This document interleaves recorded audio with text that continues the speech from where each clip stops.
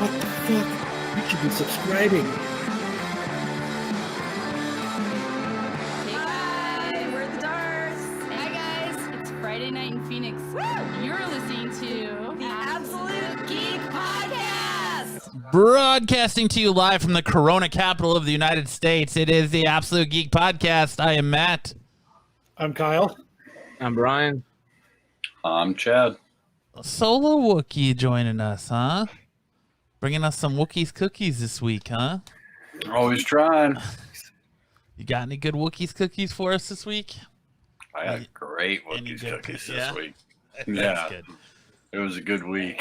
What's going on, everyone? Happy 4th of July for everyone in the chat. Going to be hopefully barbecuing tomorrow and enjoying some time with some loved ones, social distancing, wearing masks and all that. And how are you guys enjoying Corona Lockdown Part 2? The saga continues.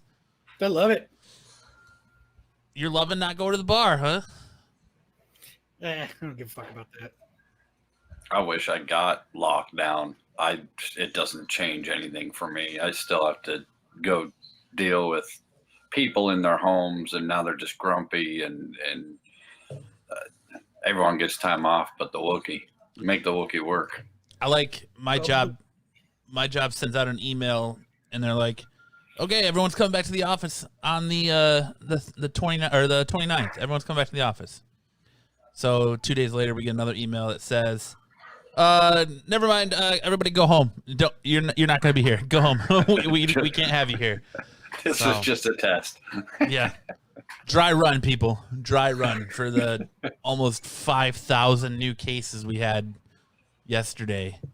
So day before. I didn't see what it was today because I didn't watch the news. 4,100. Jesus. But are we sure that that's all Corona? Or so... All right, Chad, we don't want to hear All right, yeah. Everybody get your tinfoil hats ready. Yeah, everybody, hold on. But Let's have an intro for this. Are you ready for the tinfoil bullshit of Solo? Well, before he gets into it, I don't even want to start hearing it because then I can't break away for the hot 10 because I'm going to have to fucking jump in that shit, man. I think we're being fed a lot of skewed numbers. I think a lot of people maybe don't know the full everything. I think a lot of people that are in the hospital, I think a lot of people that are in the hospital right now are people who are waiting to have elective surgeries from the first 2 months of shutdown. And right now they're trying to jam pack into the hospital because they're like, I got to get it done now before it hits again. And they shut everything down. There's a lot of Corona sick people in the hospital right now. Well, they ended elective surgeries again, so that they're not doing any of those. Everyone who's in the hospital is Corona patients or other medical issues. But I don't, because they tell you how many people, because the governor breaks down and shows you like ICU numbers, how many people are Corona cased. He shows you those numbers. So, what other conspiracy theories you got? Well, There's just so many of them out there with this crap, man. It's with everything. Absolutely. Everybody believes what they want. So, and we're seeing happy. Believe it. I'm ready for the aliens to come tomorrow, and I'm ready for Independence Why tomorrow? Day. Oh shit! Independence Yes. Day, man. Earth Day. I'm ready for you. Welcome to Earth. Yeah, I'm ready to get the big. This is our Independence Day speech. Ready for it all, man. I did it, man. I took Lucille to the mechanic. Oh, Oh, See, you're just another one of those people that was waiting to take something into the doctor because of the shutdown. This is why our numbers are skewed, boys. Yep. Just another. I'll be right back, guys. I called the mechanic the other day, and I was like, I called him a couple times. They're about 2 miles down the road, mile and a half. You took it to that place. Yeah, and so I was like, all right, I'm gonna go. I'm gonna rent a trailer from U-Haul. We're gonna drive it. And I called my brother-in-law, which, man, that motherfucker's so awesome. Hey, I need this done. All right, I'll be there in 5. Like, I call him. I've got 2 bodies. I'll be there in 5. He's like, it's awesome. Yeah, that's the best. He'll only do it once, but he'll do it. And so I called him, and he thought I was gonna rent, just that little wheel hitch thing that you put the front wheels up on. Mhm. He thought that's what I was getting. So when we pulled around back to the U-Haul, I bought the big one that rests the car on it. Sure. The whole car goes on the trailer. Yeah. And he was like, I've never driven a trailer like that before. And I was like, we'll get it. I got faith in you. We'll do it. He's like, I've never backed one up. And I was like, well, we'll just drive slow. We'll only make right turns. Fuck it. You know what I mean? We'll just do whatever we need to do. He's like, how are we going to get the car on the trailer? And I was like, we're going to push it on the trailer. He's like, it's a fucking car. What do you mean we're going to push it on the trailer? You know how those trailers sit about 16 inches off the ground or so? Yeah. Mm-hmm. did it have the wheel, like the ramps that go up for the wheels so you can push it up? Yeah. Okay. So we got the ramps out, and he's like, I don't think we're going to be able to push it up. You're going to have to drive it up. Drive it up. Motherfucker goes 2 miles an hour. We're going to push it faster than it can drive. What are you talking about?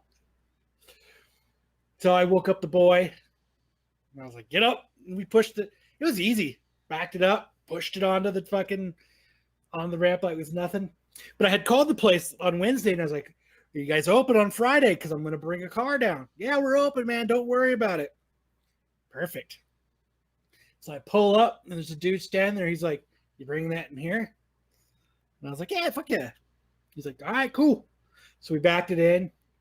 And I hadn't really gotten it to start the last few days. I think I've been over fucking with it. And I think I've been diving into too many fucking rabbit holes. Mm-hmm. So I've been trying to do all this shit. So I fucking we pushed it off the trailer. The dude's like, it's a nice looking Type 3 you got there. You know it. But he's like, let's take a look. Fucking, he gets in it, he looks at it, and I've been trying to get it to start for 3 days. This motherfucker sat in it, turned the key, and it started right up. Fuck you. Fuck you, and fuck you, Lucille. He's like, all right, she don't sound too bad. She starts. So she's at the mechanic. And then he's like, well, we can't look at her today. We're closed. I just happened to be, he was grabbing something when we pulled up. They weren't even open. He just happened to be standing. He was about to shut the gate and leave because he was just there to pick something up real quick. Lucky. Right?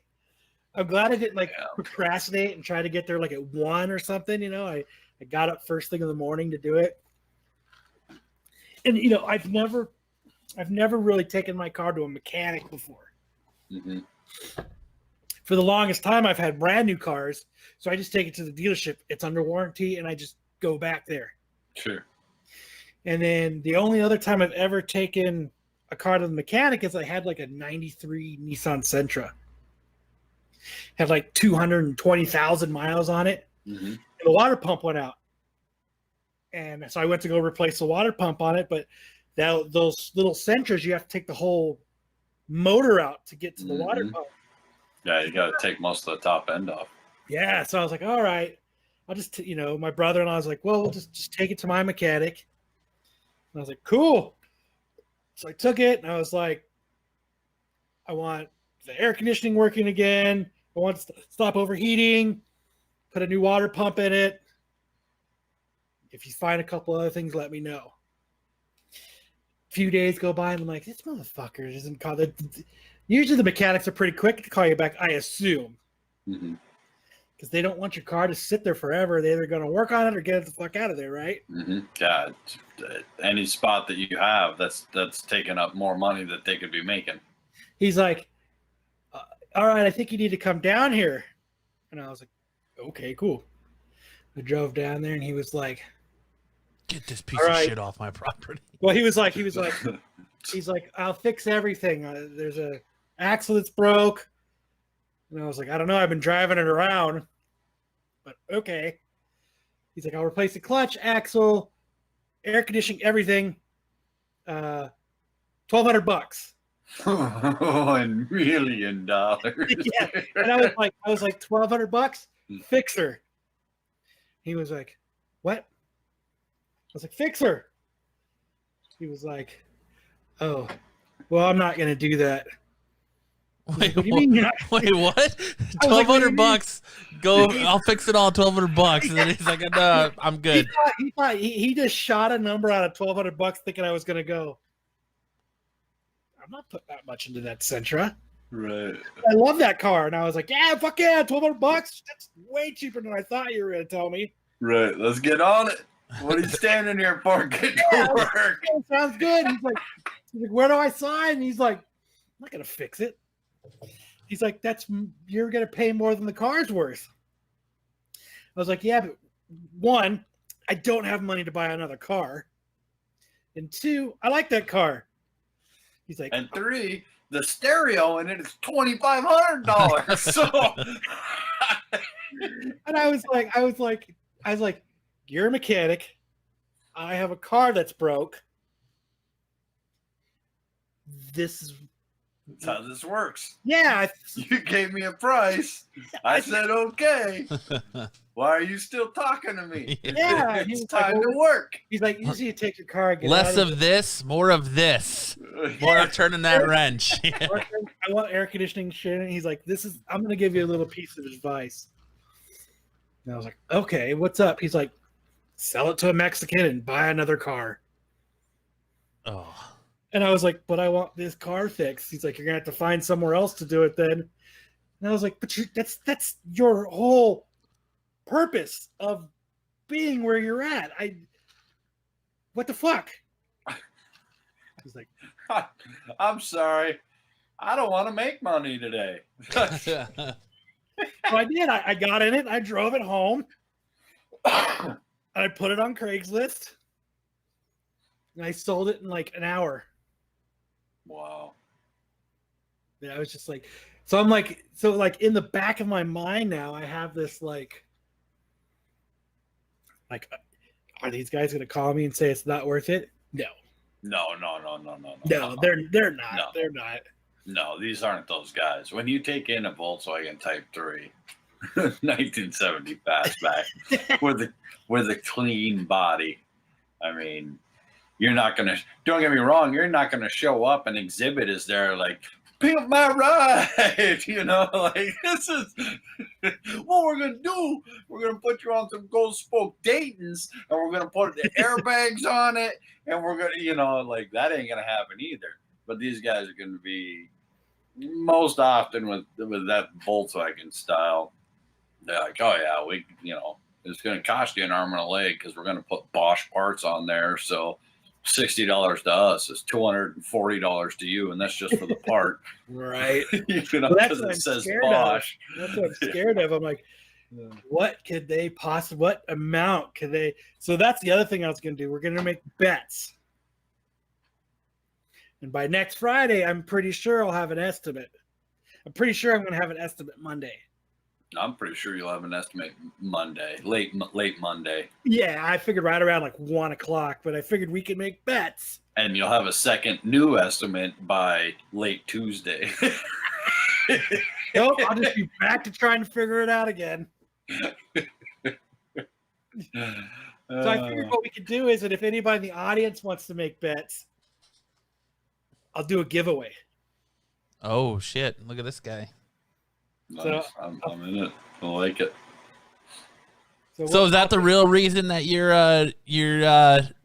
into the Spider-Verse, or your what Edge of Spider-Verse 2 went up, is to pay that car bill, that suspecting car bill? Part of it. Because I don't know what it's going to cost. I'm hoping it's not a lot because, like, you know what I mean? Like, he got in, he started it up. So it's not like, you know what I mean? Are you going through the same withdrawals you do when you send your comic books off? Not yet. Not yet. No. If they don't call me by Monday, I'll start. But I'm Walk pretty into sure the- they're going to call me Monday. Open the garage and the car's gone, so you shed a little tear and you pop open your lawn chair and you just kind of sit down and just reminisce. But it's when you get so drunk tonight that you wake up tomorrow and you go in the garage and it's not there, and you call the cops and you're like, someone stole my car. Lucille's gone. And then you sober up about 9 and you're like, by the way, my bad. I got real drunk. So I went on and I was like, how to talk to mechanics. What to do at the mechanic shop. I Googled that shit. I read all these articles. Yeah, I'll pretty much say the same thing. Don't go in there like a dumbass. It's pretty much how it boiled down. Don't be an idiot. No. I want this done. This is what I want you to look at. They said, okay. What'd you do to it already? This, and this. Okay. So, because every time he rattled something off, he was like, did you do this? I said, yes. They're gonna have to start over as far as the tune-up, not with replacing anything, but just getting it to top dead center and going through and making sure, you know, valves are adjusted to it, timing, you know, the distributor is turned to the right angle of it, and so the points are firing on the right point. But all the wires are connected and plugged in. All the, you know, gapping and everything is correct. Yada yada yada. And that was one of the things I hated about my Volkswagen bus was once you started one of those things, you kind of have to go through and do all of them and make sure that everything is you know, set, and then go from there. And never touch that again because you already know you said it. It's already done. Set it, forget it. So if if it's not firing, it's something else. Yeah. They're even kind of stoked that it still had the fuel injection in it. Nice. I think that's a little bit of the problem in there, and some vacuum and some. I think the guy who owned it before you had tinkered with it a little too much. Yeah, I think so too. He's like, manual, I don't need no manual. Watch this. I'm going to fix it. Yeah, exactly. So, well, that's good. I'm glad you got it there. Anybody? It was pretty easy. I mean, it took us an hour to do, you know, round trip. So what are the terms of the giveaway? Okay. Wait. What's the terms of the fix? How much of it are you considering it fixed? Now, are you driving down the road? Because I think you might have to have a little training work in there. So that changes some pricing between, because it runs. I said I want the estimate all the way up to driving it home. To drive it home, and then we'll scale back. Okay. Depending on prices. So that's what I was. He's like, "What about going through missions?" And I was like, "I'm gonna have to go through the missions." He's like, "Having it run good and going through missions are two different things."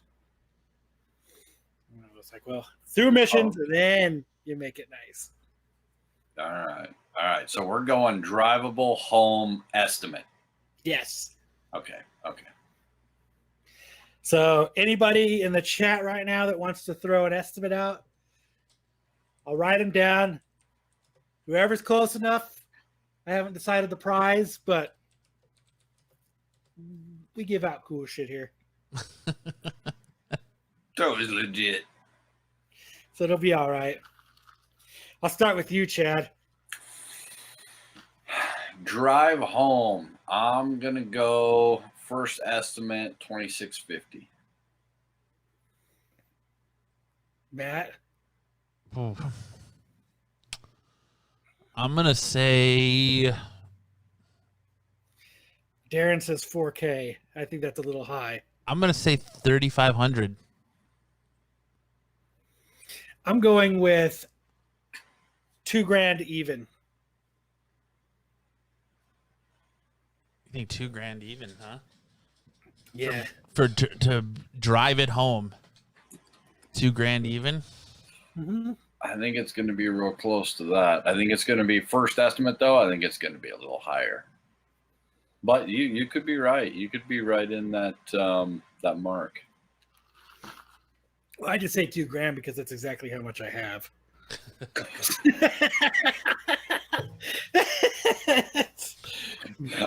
Ever the optimist, I'm not- Kyle. I'm not sure you're familiar with this game and how it's played. Oh my god! Just saying. That's just. Look, your story was so funny. Chad froze in laughter. I know. I did. It caught So me up. Chuck thinks 3,200. Darren says 4K. Matt's at 35. 37. 37. Yeah. 3,700. Yep. Ouch. Ouch! It's ouch. That's a It's big ouch. ouch. Well, I'm just thinking if he said it needs a new axle and he's gonna make it Oh, drivable. that was my Sentra. No, that was his Oh. old car. Okay. Gotcha. Yeah, that was my old car. That wasn't this one. I haven't got an estimate on this one yet. They didn't tell me anything yet because they weren't open today. They just happened to be standing at the gate at the where you drive the car in. He just happened to be standing there. Which that's the other, didn't you say you called him and asked him if they're gonna be open on Friday? And he was like, "Oh yeah, we're gonna be open." And then, oh no, we're closed. I just happened to be here. Yeah, they were like, yeah, the person that told you that was wrong. No, I got that. We are supposed to be open, but as it turned out, it is July 3rd. We had forgotten that. We started drinking and barbecuing, and we all called in sick. That's probably what it is. The manager was going to write us up, but we invited him over, and as it turns out, he is suddenly is sick as well. Oh, I hope it's not that high because then I'm gonna have to like pick and choose or not do anything. You know what I mean? Well, I mean, I would still pick and choose because there's probably gonna be some stupid small stuff that you and your dad or you and Chad could do. Yeah. I would just get the big stuff that you can't do that it's gonna involve like lifts or anything crazy like that. Like anything small that you or your dad or you and Chad or Chuck or whoever could do, I would just be like, that's part of having a project car. Yeah. Just fix the big stuff, make it drivable. The other stuff I can figure out. Me personally, I may even do the wiring. I know you're better at wiring than me, but I know like automobile wiring is a bitch to deal with. I know my experience working at boat wiring is a bitch to deal with, and I wouldn't want to. You can buy a full kit though. You can buy a full wiring harness, and you got to lace it up in there and get it all in. But I mean, it's doable. It's just it takes time and it takes patience. But it's just like wiring a house. Yeah.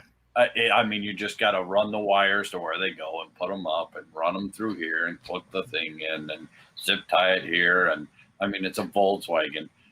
Literally, you could probably get it running for $40. It's a Volkswagen. Baling wires, zip ties, duct tape. I mean, you can, but to get it done and done right, you're going to be a little above the $2,000 mark. And they're going to throw in there, that you need a clutch. They're going to throw in there automatic all that stuff. Oh, that's right. That's They right. tell me I need a clutch, I'm taking it home. Right? Yeah, right. If they Ask tell them- me I need your clutch, I Ask forgot him to- you did get the automatic. That's right. I remember I took my Yeah. Nissan in one time, and he came up to me and he's like, the dude was like, he was new guys, and you know the way that Nissan, I've told the story before, but the way that Nissan dealership worked, I would get there a little bit early, and I would start listening to what all the techs and not all the, you know, all the people everybody had the same, you know, it was battery day, or it was air filter day, or it was, you know what I mean? Oh yeah. Yep. And the guy came up to me, he's like, man, I got some news I need to let you know. And I was like, what's up? He's like, this is your automatic transmission filter. We're going to have to replace some parts of the automatic transmission. And I was like, don't put any automatic transmission parts in my fucking car. He's like, don't you want to drive it home? I said, I'm going to. Mine's a goddamn standard. He was like, would you like a free oil change? And I said, yes, I would. Can you handle that? You don't know the difference between auto and a stick. So I assumed I'm a little worried. Do you it know was what automatic it's about? transmission day. You know what I mean? And that's what they Yeah. were telling everybody. And he was new guy. Oh, that's yeah, and I mean the big one for a long time, because I've had friends that worked at dealerships and stuff, and a lot of the dealerships, they kind of like to push it. You didn't hear that from me. They'll lift the hood and they will wipe off the battery, they'll wipe off the air cleaner, they'll wipe off the master cylinder, and they'll shut the hood. I caught have a an nice oil day. change place doing that. I had paid for the deluxe, and I happened to be outside smoking at the time. That's what I used to smoke. Mhm. I was smoking, and I was like, I watched them pull my car up. They did change the oil. You know what I mean? Because I could see the dude below. You know, I saw the oil drop out and shit. Sure. But I saw the other dude. He cleaned everything off. I was sitting there smoking, and I was watching him. Watch them real close. It's like, hey, pitter patter. I was like,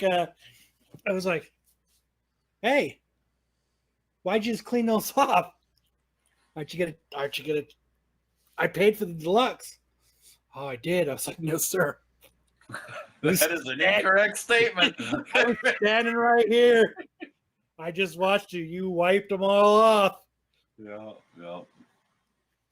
So you are correct when they do that. Oh yeah. It's a service. Just remember, when you get that warranty, it does not always mean that you're getting the best service. Yeah.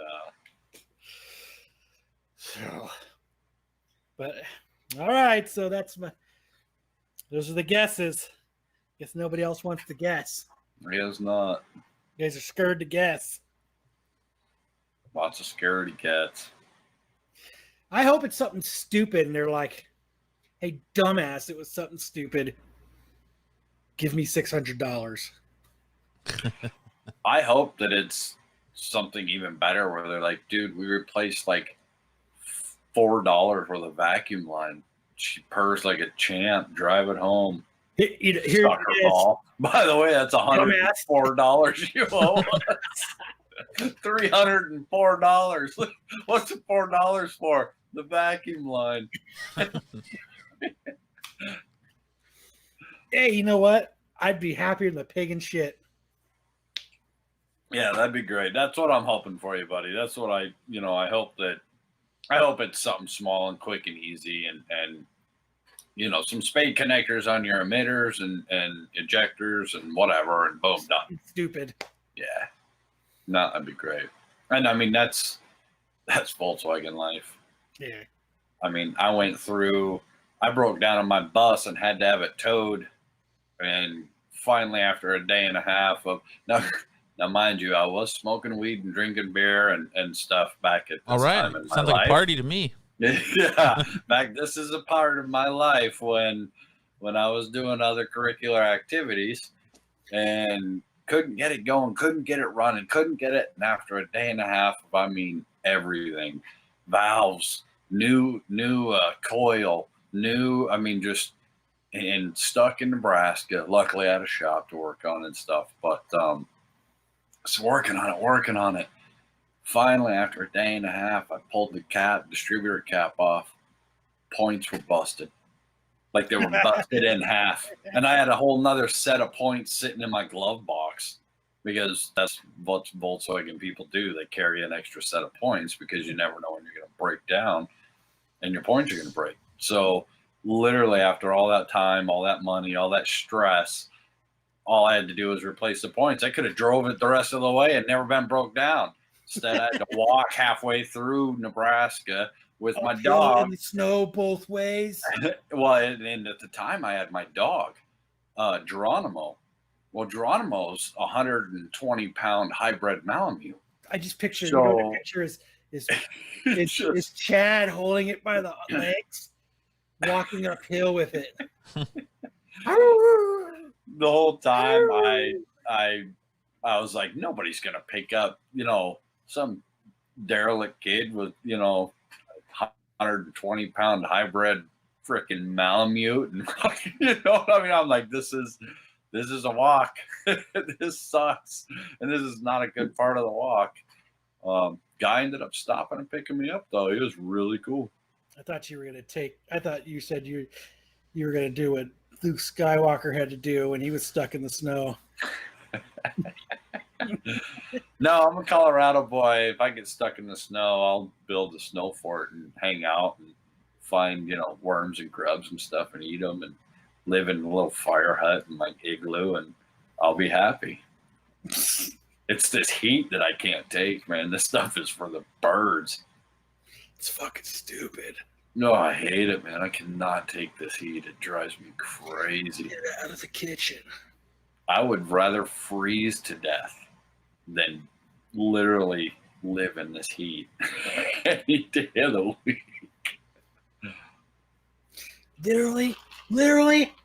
You gotta get that same experience, though, as far as haggling goes, with no matter what you do, whether it comes to cars or yard work or anything like that. Like, Or comic books. Or comic books. I've got a tree in my backyard that needed to be trimmed. I've lived in my house 5 years and haven't trimmed this tree. And I was like, you know what? Monsoon season's coming, so that tree needs to get trimmed. So I decided I'm going to do it myself. I bust out my little ladder and my saw, and I get up on the first branch. It's probably about 3 to 6 feet off the ground. And of course, what's the first thing my dog does is run into the ladder, knocking it down. I'm like, all right, I guess I got to climb down. So I go to climb down, and as I'm getting down... As I'm getting down, I misstep and I fall and just barely miss the ladder and take like a WWE bump on the ground. And like when you like crack your back, it's like like you can't breathe. I laid there for a minute. And I was like, I think I'm just gonna call somebody to do this shit because I am too old and too fat to be in this tree. So I call a guy, and the first guy comes over, and I put it on Facebook. Hey, anybody know anybody who does tree work? And first guy comes over, local, and he's like, $350. And I was like, $350 to trim this tree? And as he's sitting there, another guy's texting me. He's like, all right, I'm gonna get another estimate. So I get 2 more estimates. One was $180, and the other one was like $150. And the first guy calls me back. He's like, so did you make a decision yet? And he was like, I was like, yeah, but he was like, well, are you going to go with me? I was like, no, dude. I was like, I got a better estimate. He's like, well, how much is it? If you don't mind me asking. I was like, dude offered me $150, man. Dude offered me $150 to do the whole tree. I just told him $349. And he's like, oh, man, all right, well, good luck. And I was like, cool. He's like, when's he coming, by the way? I was like, tomorrow morning. He's like, oh, cool. 2 hours go by. Hey, man, let me ask you a question. What's up, dude? If I offered you $140, would you do it? And I was like, absolutely. And he was like, all right, because I really need the work. So will you call the other person and cancel? I was like, yeah, sure. So I called him, and he was at my house at 6 a.m.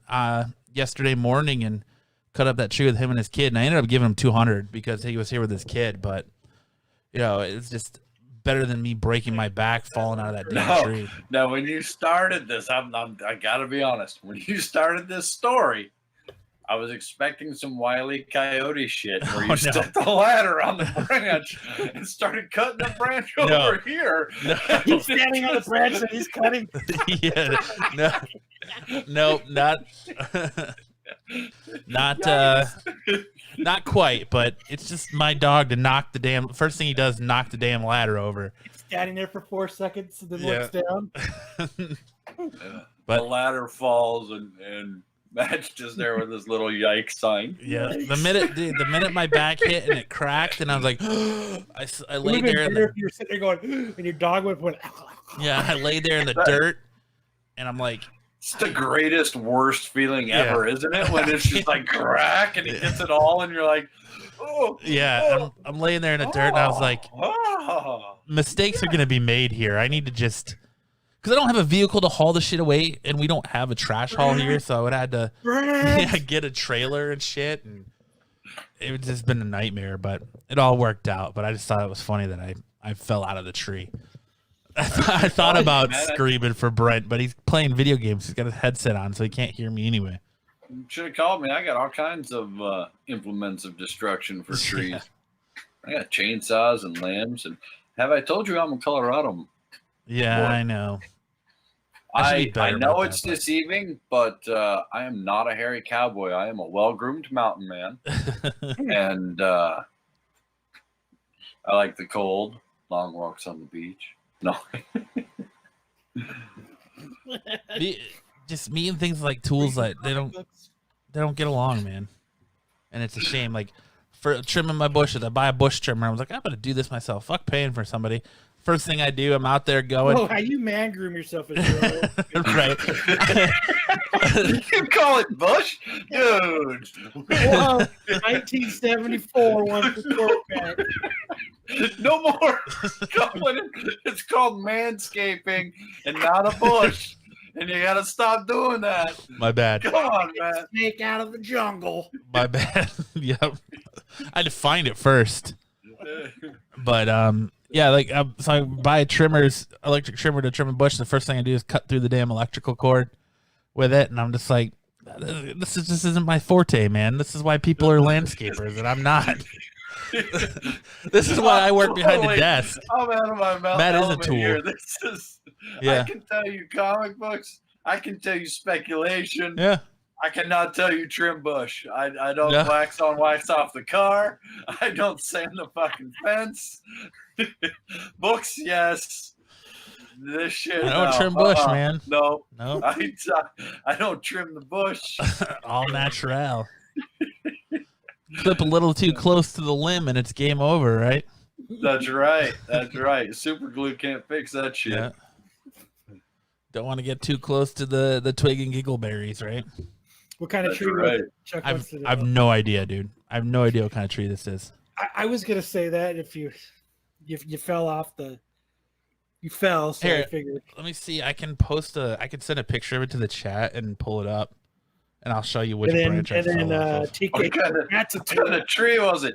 Hey, it was the right fucking big one, I tell you. Yeah. It was the one in the backyard. Let me do that real quick. I will just send this to you. Oh, we are. It's like back in the Holding day on suspensefully, right? my first hunting trip ever. We go back to Nebraska, where my family farm and everything is and was, blah, blah, blah. And, Colorado boy, we go back there and we're hanging out and my first cousin, Brian, and my cousin Tim had gone out and they had shot a goose, and it was a snow goose. So they're all bright white. And that is a big fucking tree. Yeah, my backyard needs a lot of work, but so this branch right here kind of comes out this way, and that's the branch I was up on, and I went to step back and fell and landed right here. That's awesome. And they had gone off on their own because we were pheasant hunting, but a goose came by and he was on the land, so they had shot the goose and they brought it over and they held it up and they're like, hey, Chad, because I'm the young kid. Everyone picks on the young kid on the first hunting trip. Hey, what kind of goose is this? I said, well, There's a fucking dead goose. I don't know. Goose is a goose. Dead goose. No, it's a snow goose. So I was like, well, it's dead, isn't it? You know, I'm right. Dead goose. I like that thinking. Just wax it, less ingrown hairs that way. That's a good tips for trimming my bush. Bush care. What the hell happened to your tree? I waxed it. Yeah, there you go. What about your bush over there? Wax that too. It's a small tree. It's It's a pretty tall tree. But I just don't want to. The last thing I want to do is blowing over in the monsoon and taking out my house or taking out my walls and dealing with my neighbors. Amazon pulls up and has one of them those lift gates on the back. They're like wheeling out 50-gallon drums of paraffin. What you gonna do? Landscaping? Wax in the yard. It's a dead goose. But just yeah. Well, I'm glad you're okay, Matt. I'm glad you didn't hurt yourself because hair paralysis is in this time of year. Yeah, I've had some friends bury chainsaws in their knees and things when we were very deep in the woods, and That would suck. yeah, I've had friends dislocate there on the trip in California, Northern California. My good buddy tripped over. Of course, they were all drinking. I was sober at the time. I appreciate you giving me that credit. If you think I'm going to take out my knee while I'm trimming bush, you must think I got a pretty big stump, huh? You must have a pretty big limb. You'd be surprised, man. Sometimes that shit gets out of hand real quick. And he tripped over a rock and hit his shoulder and disjointed his shoulder. We were all camping up in Chico, California, and the closest hospital was like 40 minutes away. So I had to take him all the way over. Oh man, I just took the dead goose and smacked him, and it put it back in place. That's right. I said, hold on to this gooseneck right here. It's gonna hurt. Put that in your mouth. down his This is arm. gonna hurt. I don't want you to bite your tongue off. Here, bite the wallet and hold on to the goose. You're gonna feel a little pain. Oh, shit. And then I hit him in the head with a shovel. It might honk That at was you. it. It might honk at you a little bit. Yeah. But Oh, man. don't be scared. I'm glad you're okay though. Yeah. We all are. The worst is when you're cutting it and it falls on you, and I don't mean like you're literally pulling a coyote where you're cutting it above you and it falls on you. I mean, sometimes that stuff will twist and come around and whack you. Like when the whole hog catches a nail. Oh man, worst black eye I ever freaking had in my life. Knocked me clean off of the top of a 6-foot ladder, punched myself right in the eye with the whole hog caught with a 6-inch hole saw. It was terrible. Because then you got to tell everyone for the next, month. Oh, what happened? Get in a fight? Yeah. Should see the other guy. He looks just like this. When I was working at one company, I remember I was drilling. When I had my dreads, I was like this down, and the dread caught in between the chuck and the drill. Oh.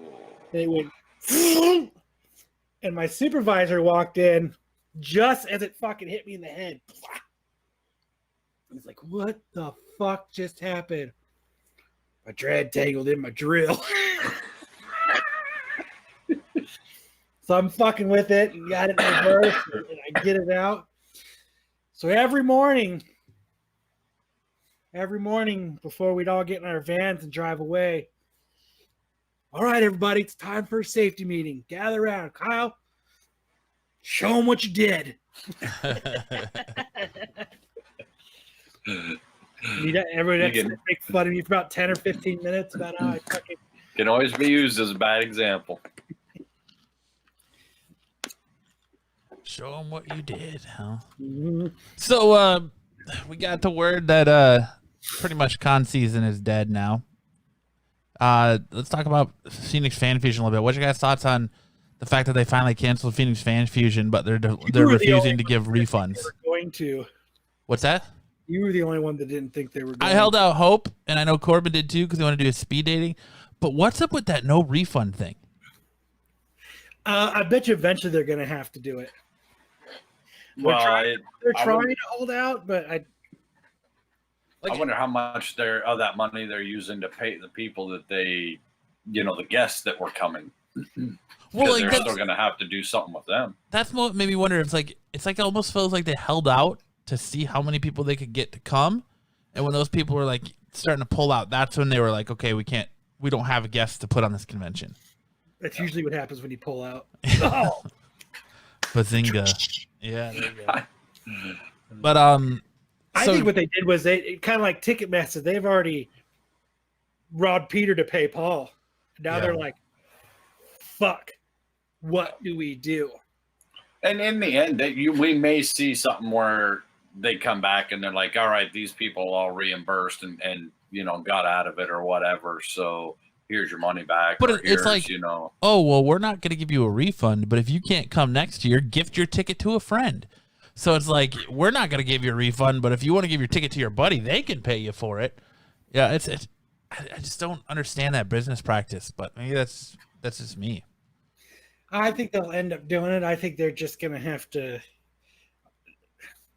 I think they're all getting out their change jars and they're going to Coinstar right now. Yeah, right. I think if a convention like San Diego is like, look, you got two choices. We can transfer your ticket to next year, or we can refund you. Why Phoenix Fan Fusion should be doing the same thing. I bet you they do. I don't know how they couldn't. I mean, if you think that you're going to get anyone to come next year and you're going to hold their money this year, you're fooling yourself.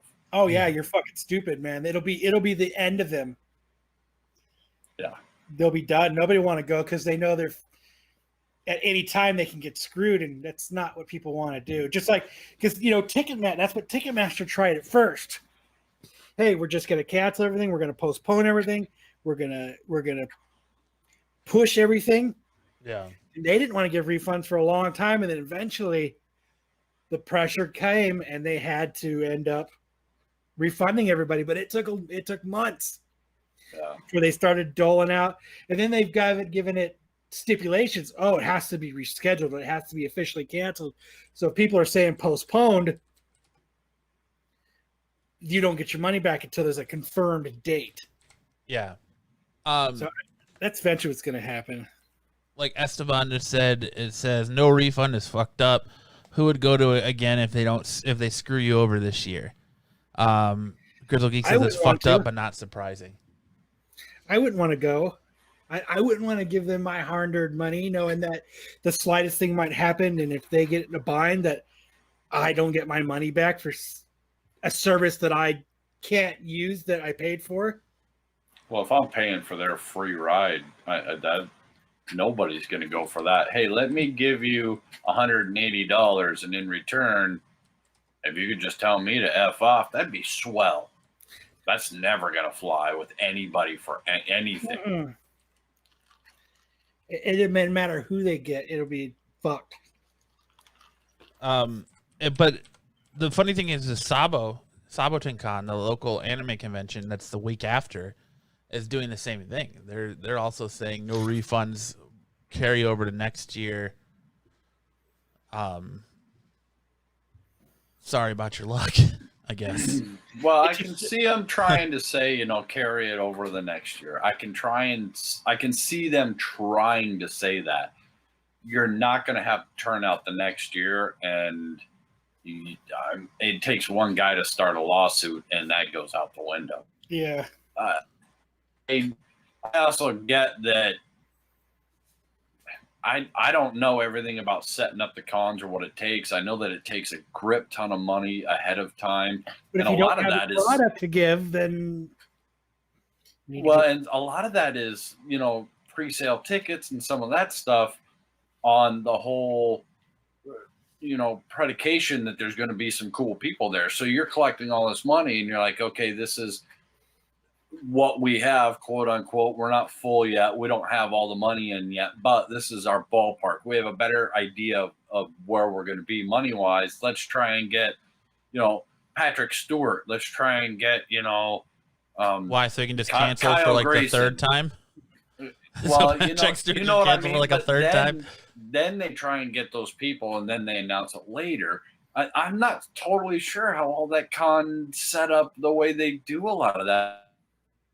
But like my thing I is, always thought it was a little bit shady to start. yeah, my thing is though, so you're buying a ticket for this year based on the guest lineup they have, because that means that there's somebody you want to see this year. What if they can't retain that person next year, and then all of a sudden there's nobody that interests you the next year, and you can't get your money back?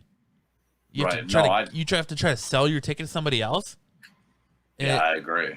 and it's like it's a local convention that's not going to sell out, so it's not like tickets are that hard to come by. So you're going to pay $50 to the convention to buy your ticket there, or you're going to pay $50 to some random person on the street and hope that it works, Yeah. I think it would be a stupid decision on their part if they stick to their guns. They should give the option. You can either, same thing San Diego did. You can either just roll your ticket over to next year and it'll be all good, or you can get your money back. Make up your mind.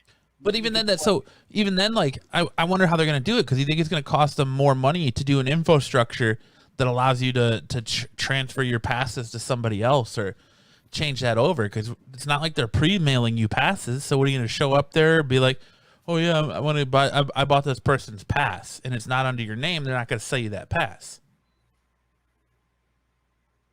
So I don't know. I don't know. I totally agree with what both of you are saying. I mean, I don't know how else. I mean, they really should give people the option and let them choose. That's the only way that works. Yeah. What are you laughing about, Kyle? Nothing. Okay. Just comments. Oh, my neighbor's like blowing up his backyard right now. It sounds like. Dope. Yeah, I just had a couple out in my front yard too. That's one of my favorite games in Arizona. Firework or gunfire. That's what I'll be doing tomorrow. What? Lighting off Gunshot or fireworks? firework. Oh. Last year when I went outside, dude, looked like a fucking war zone at my house. It was so loud and smoky, and it just sounded like there was explosions everywhere. It was. Now I know why soldiers get PTSD. That's fucking freaky, dude. Yeah, but I don't know. So yeah, our con season is officially done. We have hope for Tucson if you're looking forward to Tucson Comic Con, but other than that, it's over. It's over, folks. Yeah, Tucson ain't gonna happen. And this is a discussion we were kind of having in the chat, was I don't expect much of a con next year. I really don't. I think it'll be huge dwindled numbers for sure. I think the way it's going to be, I think the way any large gathering is going to be, it's going to be way different. I don't think it's going to be this huge convention of people fucking jamming into this convention center, into this down these escalators and in these areas. I don't just go, well, for the year of 2020, needed distance, but 2021, we're back to normal. I just don't see that, and I don't see these 100,000 people conventions going anymore like that. So do you see them opening up more of the convention center and using all of the convention center? No, I see it a lot less. I think they're going to have to scale it down. Less tickets, less people there. I think it all depends on how quickly we come up with a vaccine and how many people want to take said vaccine. And I know there's a lot of anti-vaxxers out there that don't want to, or there's a lot of people out there in general that are like, I'm not taking a vaccine no matter what it is. And I think that's how quickly we get through herd immunity and how quickly people vaccinate, if they choose to, will dictate on what happens next year. I just don't think next year will be the year that everything gets back to normal. And I Grizzle don't, Geek says we're 2 years out from normal. I think it'll be interesting to see what happens. I think after November, you'll probably not hear about the Here we go. coronavirus. Here goes the conspiracy again. Until someone's just referring to it as a historical part of our lifetime where there were shutdowns. so you think in 60 days no one's going to talk about it anymore? I think it'll disappear. Come January, there won't. After November and the elections are all done and it's done. Okay, so conspiracy theory, sure. Tin hat, sure. But you can call it what you want.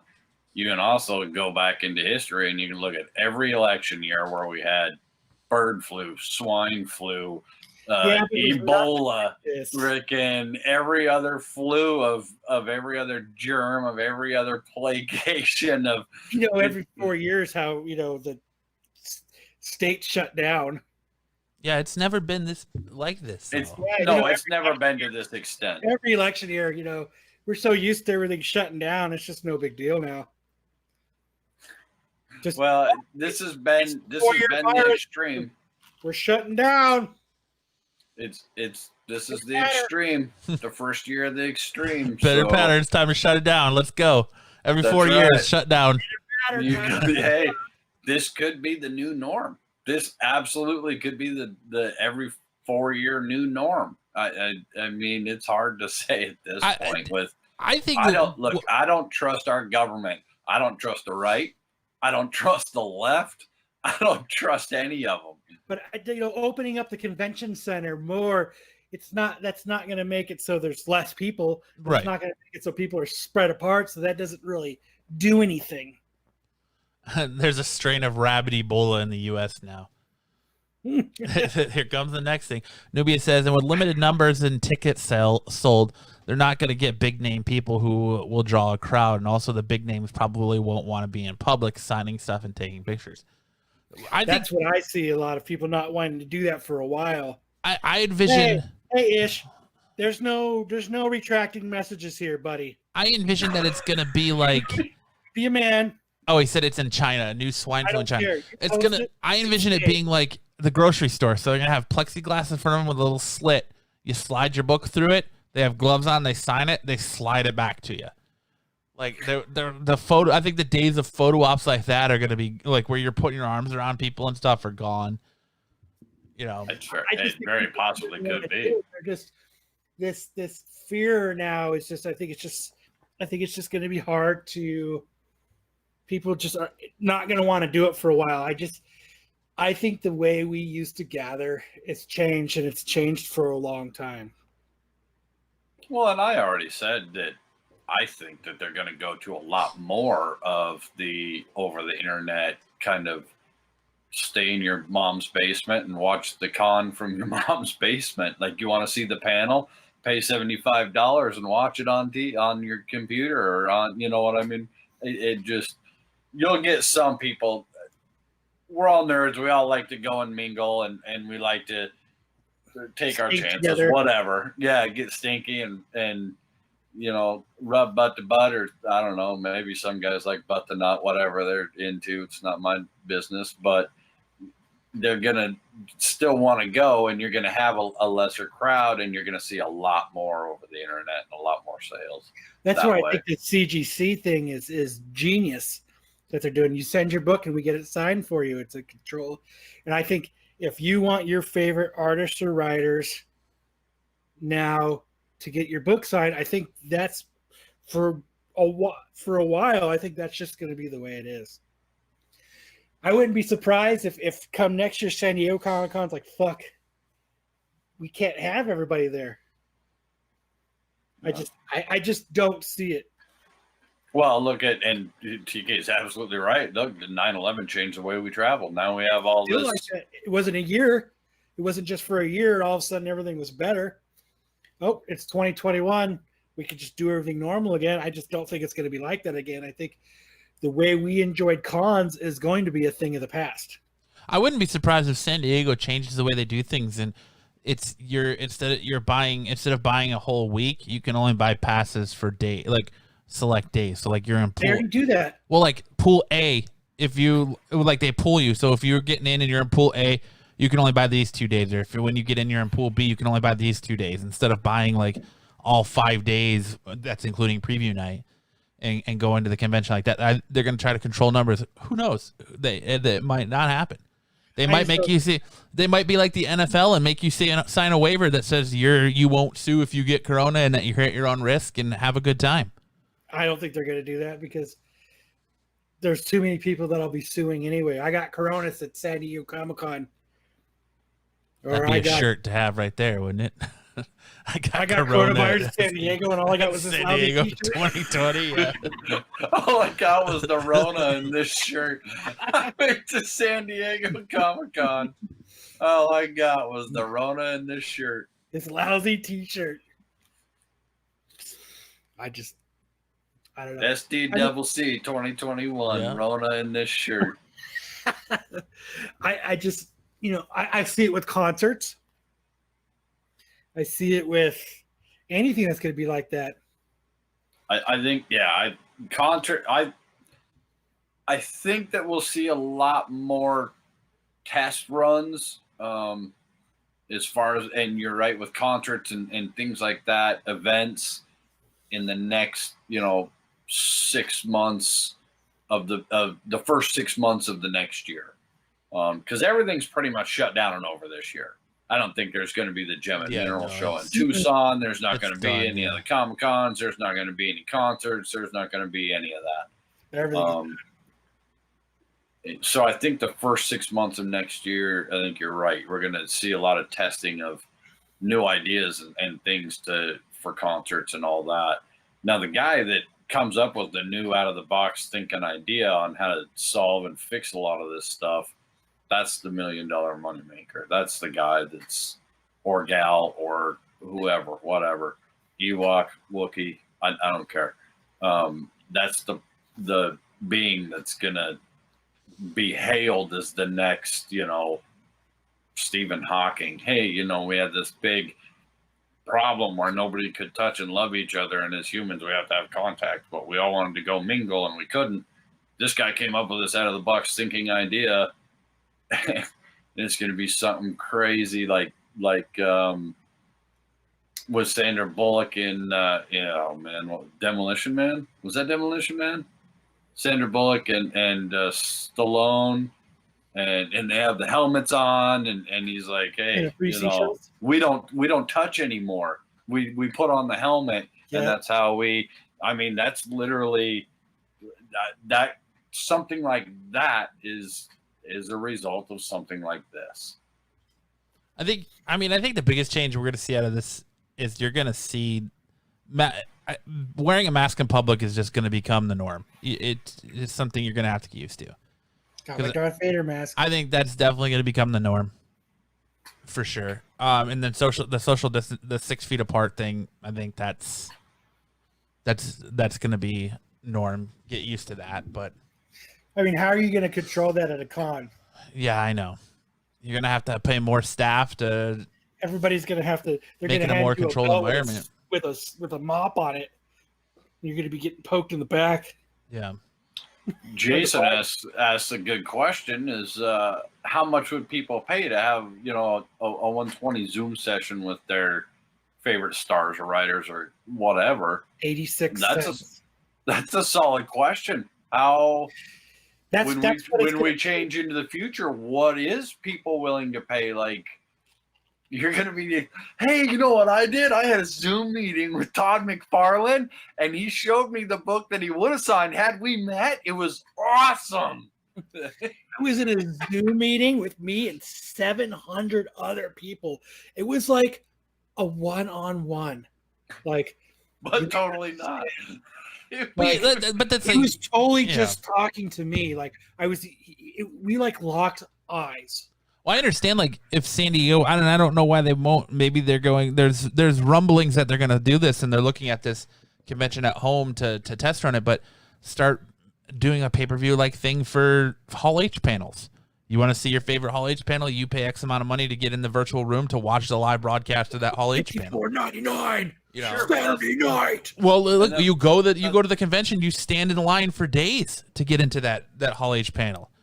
Okay, so and that's a good point that he was bringing up, is like, how much do you charge? At what point does us as the consumers, do we go, dude, I'm not paying, this is over the internet for a Zoom meeting. This isn't, I'm paying $80 to get a signature because I meet him and I might get a chance up. I might get a chance,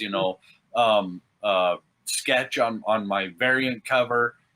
I'll pay you $10.95 for the entire con, and you can do it like how you would plan a con anyway. Okay, I want to see Tinian at 10:45, so they only let 150 people into that room. Once it's full, no one else can get in that virtual room.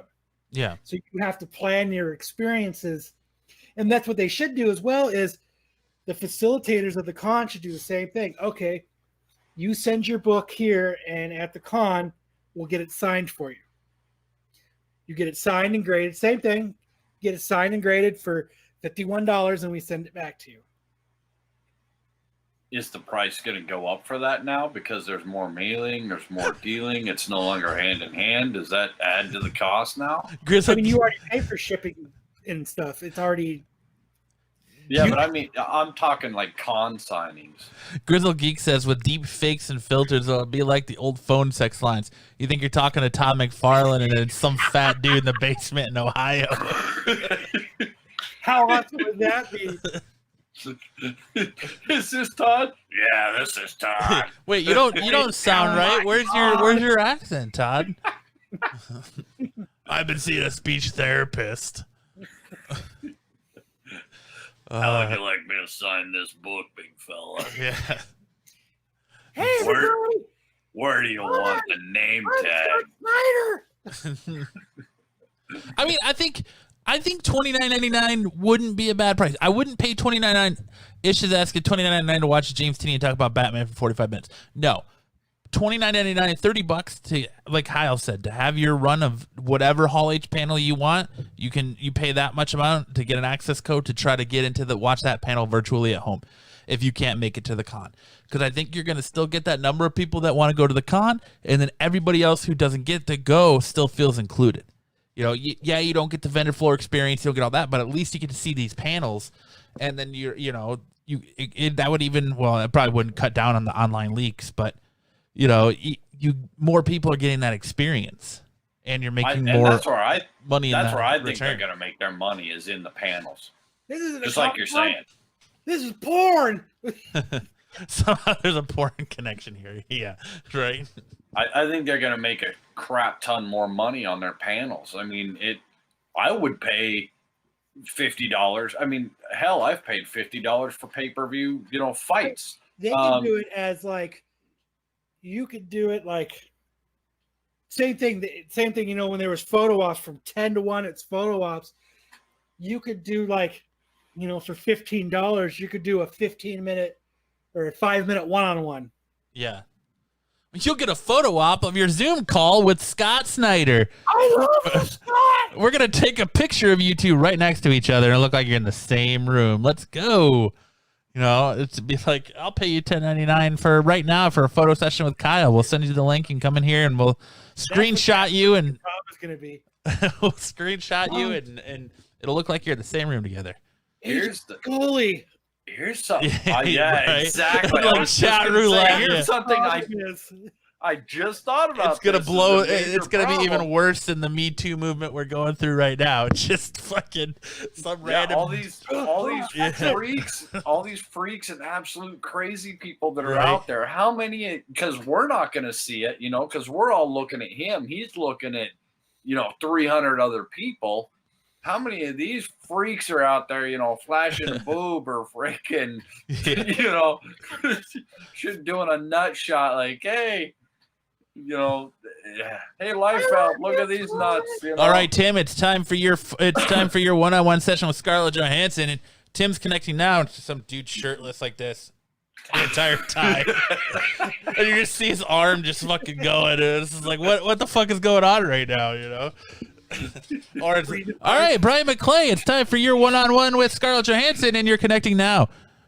You still look burnt Oh, it looks like we lost Brian. He's holding up matches. He's like, Yeah. burn. He's You comparing the skin burnt. tone to the match. He's just like, oh, yeah, to the burnt match. Oh, yeah, burnt. Burnt. but you're hot, but burnt. That's where I think this shit's gonna go awry. Yeah, absolutely. I hadn't even thought about that until just now, as being on the other end in their First shoes. thing I Where you're, thought of was all these fucking dumb all these wacko people out in the world. That's the first. You're never gonna be able to do one-on-ones. It's gonna be like a group thing where everybody's muted. Yeah. There's an automatic mute. Everybody's like, all it is an icon, but you could see him. Yeah. And that's the only way they're gonna make it work, because there's too many fucking weirdos out It's there. just turned into chat roulette con edition. Yeah, just the fat dude in his basement stroking one off, or the dude just covered in chicken grease who just comes into the dudes used to jerking off. 19. What the fuck? yeah. I would love to be in that situation, just because. Well, Matt could give it to you. He's probably doing it right now. Yeah. To be that famous guy with 300 other people and you don't know what's coming at you. Like, you could just see some of the craziest shit. Like, you can keep your eyes closed until like your hand is open. All right, he's not jerking off. Hey, John, how you doing? It's train wreck con. It's like you can't look away, but at the same time, you're like, Jesus, I can't believe this is happening to me. It's just chat roulette con. Absolutely, man. It'd be fucking crazy. It would be awesome. Just see some guy that's sitting there shaving Due his to the bush. amount of guys that were jerking off for Scarlett Johansson, we cannot do one-on-ones anymore.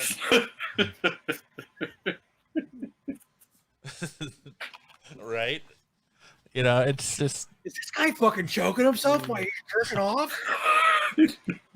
All right, Jim, you're connecting to your chat is connecting, your live stream is connecting right now to Scarlett Johansson. Are you ready? Hi, Jim. One moment, yeah, just see him fashion the belt around his neck and.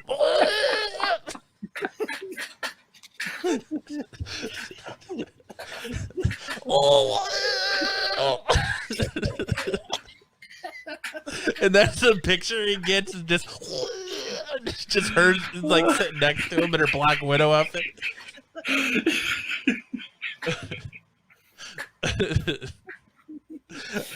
Got some NXS playing in the background and a standee of fucking Scarlett You just see in the background a mantle of just candles lit, and he's going to town, pulling the old David Carradine. Jerkins lotion sitting on the industrial side, sitting on the side right there. All right, I'm ready. box of Kleenex. I love you, Scarlett. I've been waiting for this, Scarlett. Grizzle Geek says the Japanese VR jerk off machine stocks will go through the roof. Yeah. Oh my God, dude. Well, we just proved why we can't have Virtual Con 2022. We were gonna do Virtual Con. Then we listened to the Absolute Geek podcast. That's a bad idea. All right, Scarlett, Kevin is connecting now to your virtual session. Say hi to Kevin. Hi, Kevin.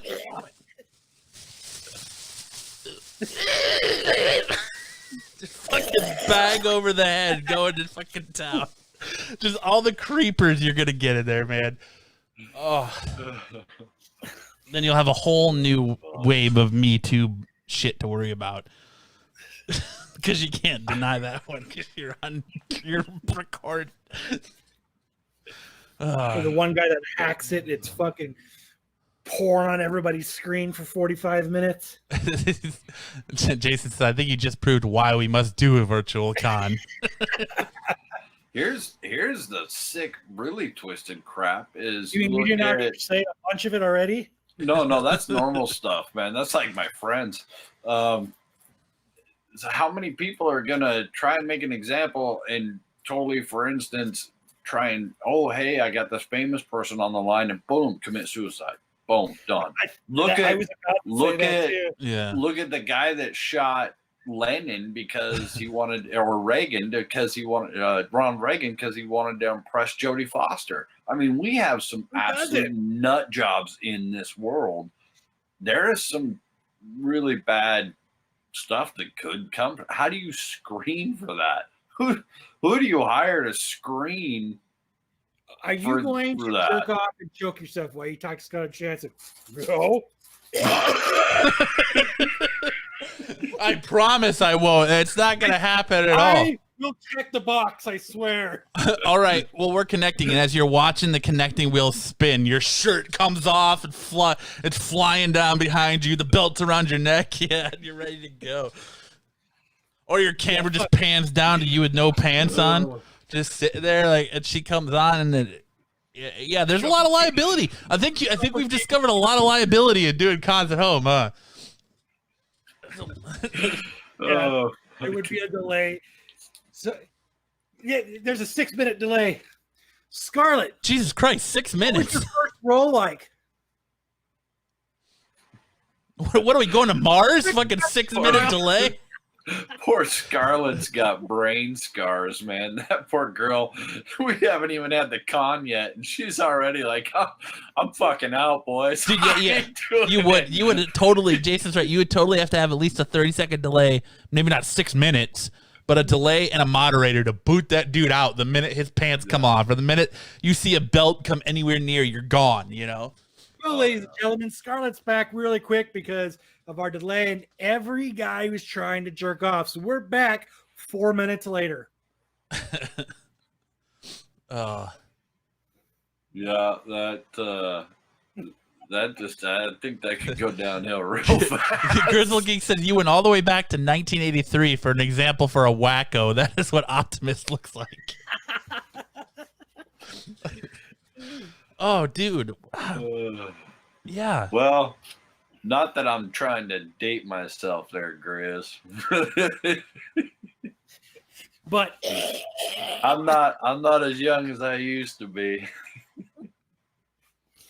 The dude just I didn't get all this wisdom chrome right here for nothing. All right. All right, so you're going to have a 30-second delay before Scarlett comes on. So when you see her, just, you know, you can start talking. All right, he just starts laying out his masturbation devices, ready to go. Essential oils, just oiling yourself up when she comes on.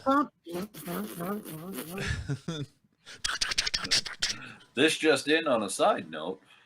The new Japanese love dolls, the elastic pussy and full vibrating vagina and everything else that are fully animatronic, stocks have risen 385,000%. The Good Feelings Fukami 2 is sold out worldwide. Pretty much. The Fukami 2 VR fuck suit is sold out worldwide, people. Oddly enough, they all want it to look like Scarlett Johansson. the only thing on the other side was it's going to be like fucking, you know, Daryl will be at a fucking con, you know, at a con with the live thing. You know how many naked chicks I just saw? All of them. All of them. They were all naked. Every last one of them. Is that why it took you an extra 2 hours?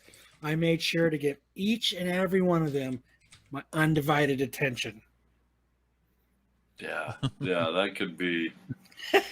I guess that it depends on how you look at it. That could be good or bad. Nobody wants to see a dude jerking. I just saw these two chicks making out for me. Yeah. Good job, Daryl. And I'm only saying Daryl because I cannot think of his name right now. Norman Reedus. Norman Reedus. Well, and there you go. There's the other half. I mean, we were giving the example of men. I know a lot of girls that are worse than men. Jason Momoa. And they hide it better. Oh, Jason Momoa. There's Jesus, Squirter. He just pops on the screen and you hear. That's my cell phone ringing. That's all that's going on there. You see her face. Hold on, Jason Beer. I'm with you. Just look pretty. You just see water splash the camera. Yes, she's a squirter. She's a squirter. Aquaman, baby. Oh man.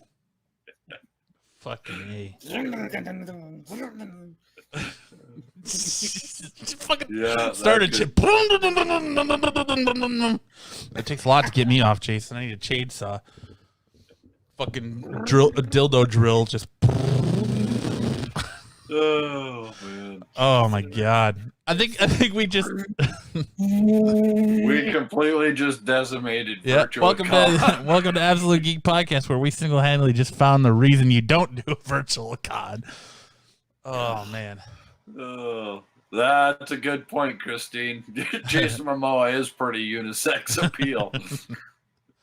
Yeah. So the dudes that are talking to him are using a vibrator also. Hey. You never know, man. No, you don't.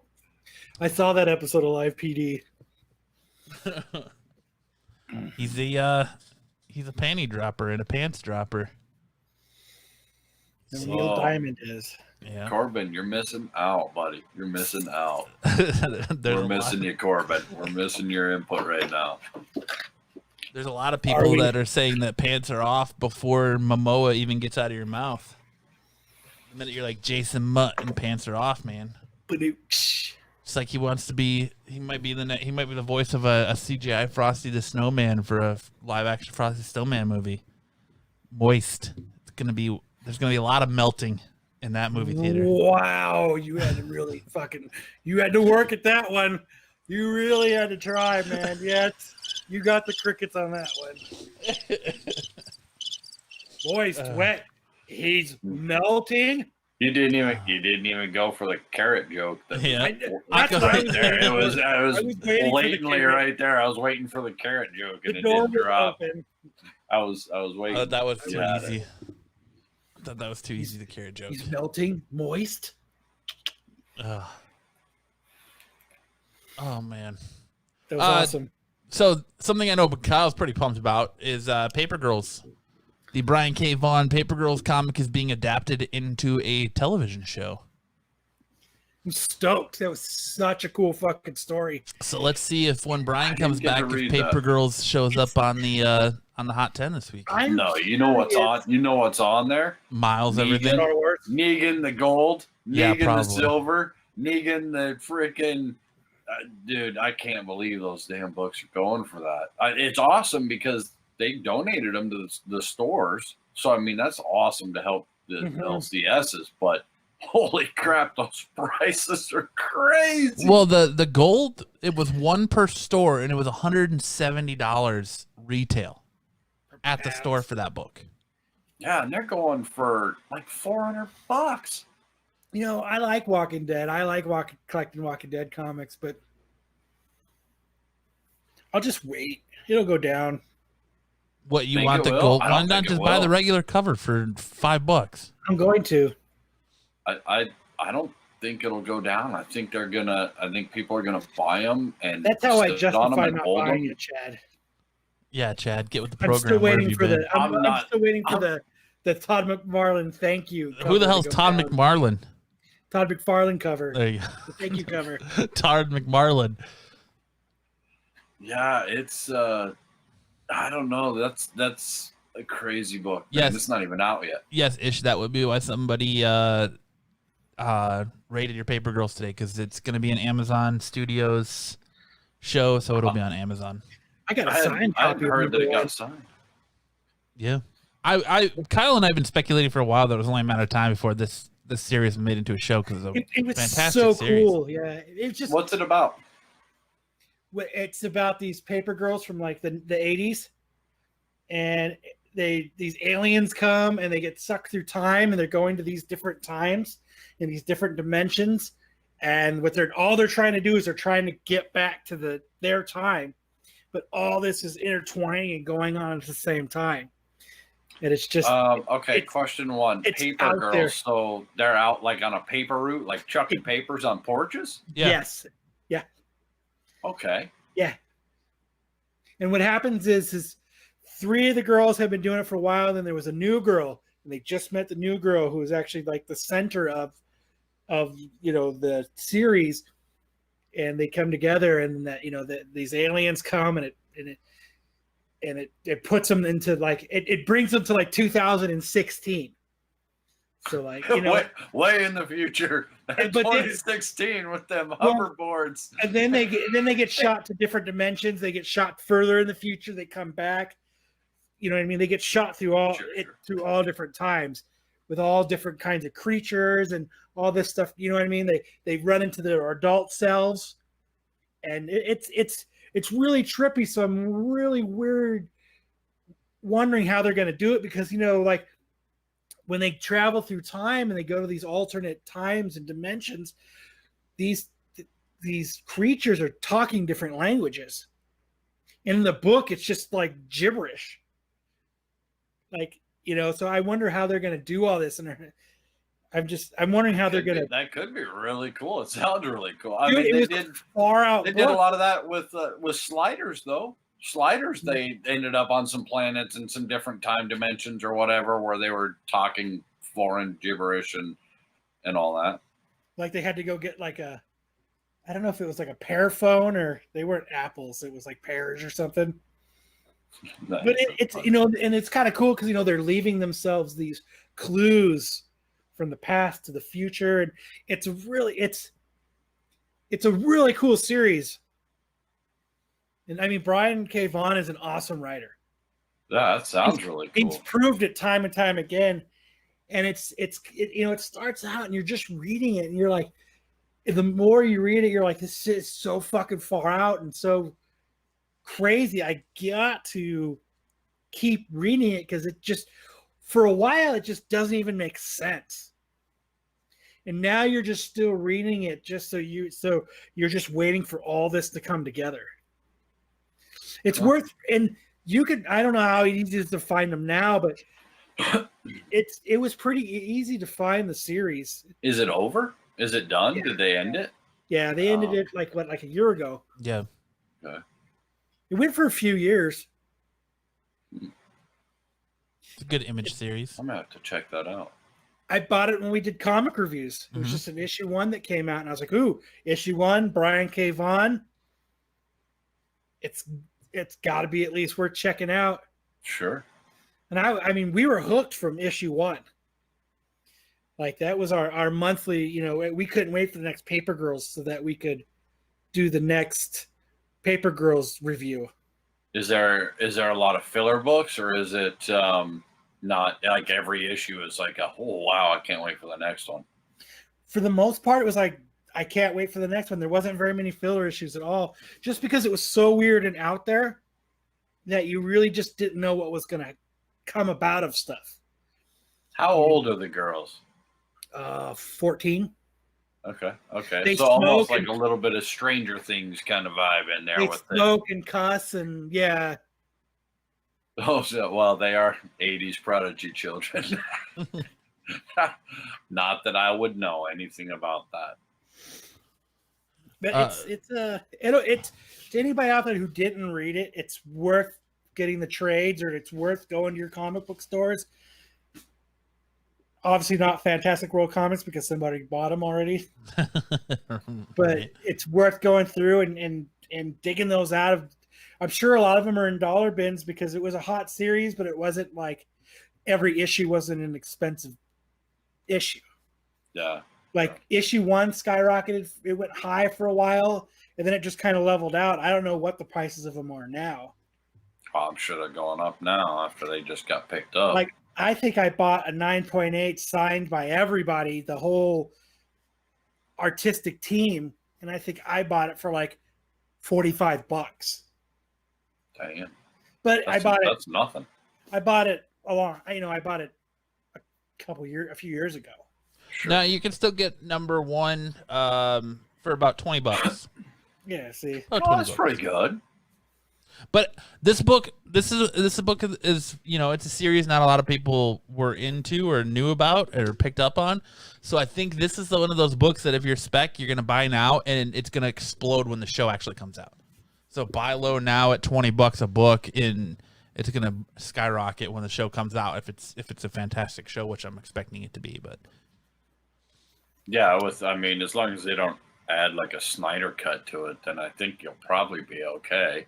You Yeah. won't have to worry about another bad director doing more bad stuff to add more bad stuff to an already bad stuff. Speaking of It's gonna be cool just because it's just different. Brian K. Vaughan, are we ever going to see Saga back? In 2 weeks, it'll be 2 years since the last issue. Probably not. I thought he said he was going to come back. I know he was taking a hiatus from it, but 2 years is a long time. It's a long time to wait for. I mean, he's got to finish. He has to. Does he? Well, I know there's some people out there that can't finish.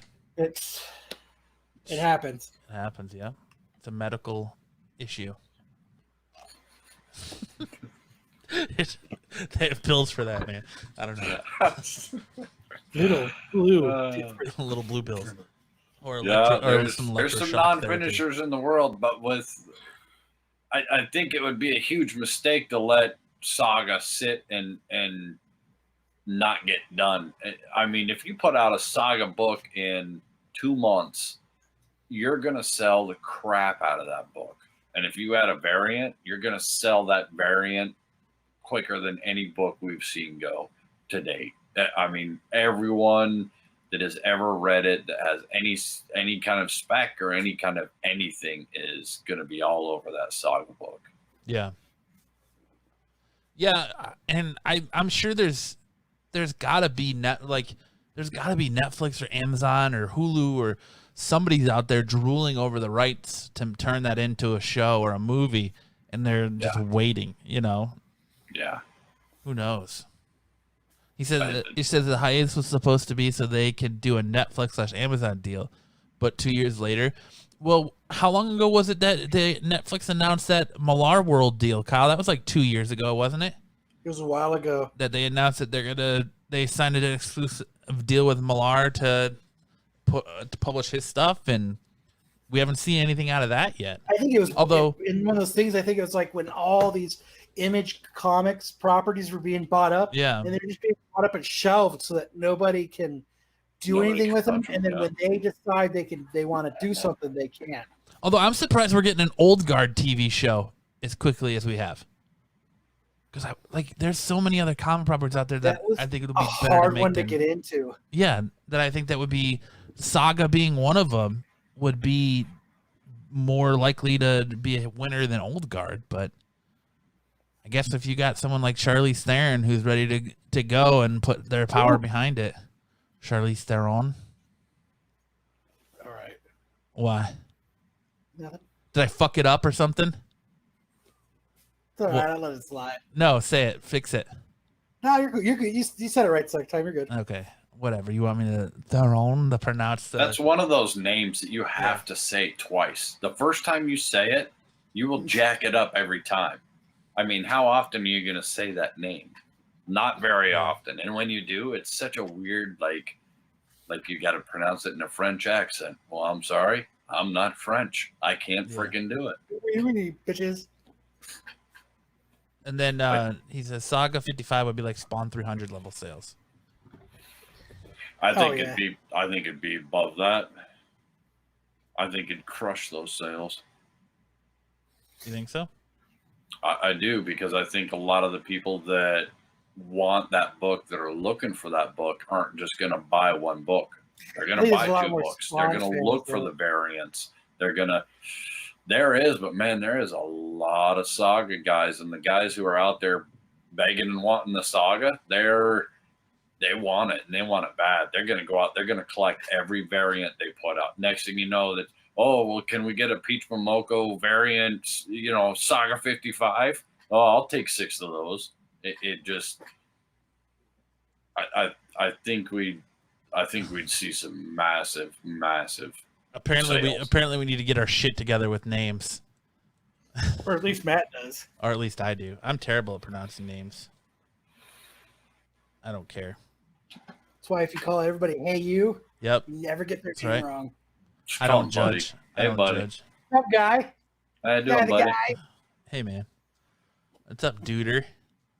But I think I honestly think I wouldn't be surprised. I wouldn't be surprised if Image, because Image is doing this whole campaign with their back and Champagne. No, campaign. Their whole campaign with their back bigger, better than ever thing. And that's kind of where the Negan Lives spawned out of, was for that. And I think I wouldn't be surprised if Kirkman's sitting there trying to get other people an image to drop books like that are to help shops. And so I wouldn't be surprised if you see a Saga coming out again or any one of those properties. So I expect it. Nobody knows when. I think it's going to happen. That's totally just what I think. And my opinion is like an asshole. Everyone has one, and mine stinks. yeah, you should wipe better. That's what man wipes are for. A little bit of bleach and cologne. I'll take that right away. It'll make it stink less. What Matt said. What Lat said. some Matt. Clorox wipes, dude. Some Clorox wipes and a little Cologne. Yeah. Little ode to toilet. Ode the toilet. Sweetie. Ode the toilet. But Ode the toilet is kind of like Charlie Theron. yeah, Charlize Theron. Charlie Terrion. I love that girl. Love me some Charlie Terrion. I said Charlize Theron, not Charlie Terrion. But I liked, as a Walking Dead fan, I was kind of hoping Kyle would have read it already, but I like Negan Lives. I liked getting back into that world, and I want to see more. And Kirkman kind of does what Kirkman does and left you on a kind of a cliffhanger of, are you going to get more? Or are you not going to get more? So what was it about? Was it? So it picks up right after. I can't remember what issue it was, but the issue where. Oh my god, dude! Don't even start. No. Next topic. Dude, but it's because it's been so fucking long. No, it's not. It's been so long since I've read it. But remember the issue of Walking Dead where Maggie leaves to go find Negan after he escapes, and she finds him and she's gonna shoot him, and she doesn't, and he buries Lucille. It picks up right there where after he's buried Lucille, he's got a makeshift grave for her. He's picking flowers for her and for the bat and bringing it back because it represents his wife. And he gets jumped by another group. A beautiful woman shows up and is trying to persuade him to show her where any communities are. And Negan's like, "What do you think? I'm fucking stupid. You're just out here, not a speck of dirt on you, looking like $1 million, and you don't think you got people with you? Where are they?" And they kind of jump him, and he kills them all. And he's trying to separate a dude's spine with a shovel, with a little combat shovel. And so it ends with. Because if you remember in the last issue, 93, there's that shot of him with the headstone for Lucille. So it's going to go from a makeshift headstone to a real headstone. So he's going to set off to go find his wife in whatever hospital he left her in to take her and bury her body. And so the final issue is him being like asking that girl if she wants to go with him. And that's where it ends. So there's no necrophilia in this book at No, all? no necrophilia. I'm out. Pass. That's a hard Book's pass. closed. Hard pass. Charlie Theron, where are you? But it was a good read. I liked it. And that's like I said, I liked coming back to that universe, and I like seeing it since it's been a year since Kirkman has ended the story now. It was nice being able to get accurate Negan, not that Jeffrey D. Morgan does a bad job, but not the TV version of Negan. It was nice getting that. I want to see a goddamn limbo company. Yeah. Where they really screwed up with Negan now is he's just too goddamn nice in the show now. Yeah. I'm so out of it, dude. I haven't read. I quit reading way before any of that. I stopped watching the show years ago. Charlie stopped watching. I stopped watching. But like this dude's screaming, he's like, "You now have a fucking shovel in your mouth, your fucking heart, you motherfucker!" And he's like, just got it shoved in him, dude. It's a good book. It's Negan at his best, man. And I would love to see a little bit more. Oh, so it is out. I didn't think it was out yet. Yeah, it came out Wednesday. Oh, okay. I thought it was next Wednesday it came out. Matt got a sneak peek because Charlie Theron. Yeah. And people are going crazy because at the end of the last issue of Walking Dead, he wrote in Kirkman's little note to the editor or note to the fans, letter hacks, he put P.S. Negan lives at the bottom.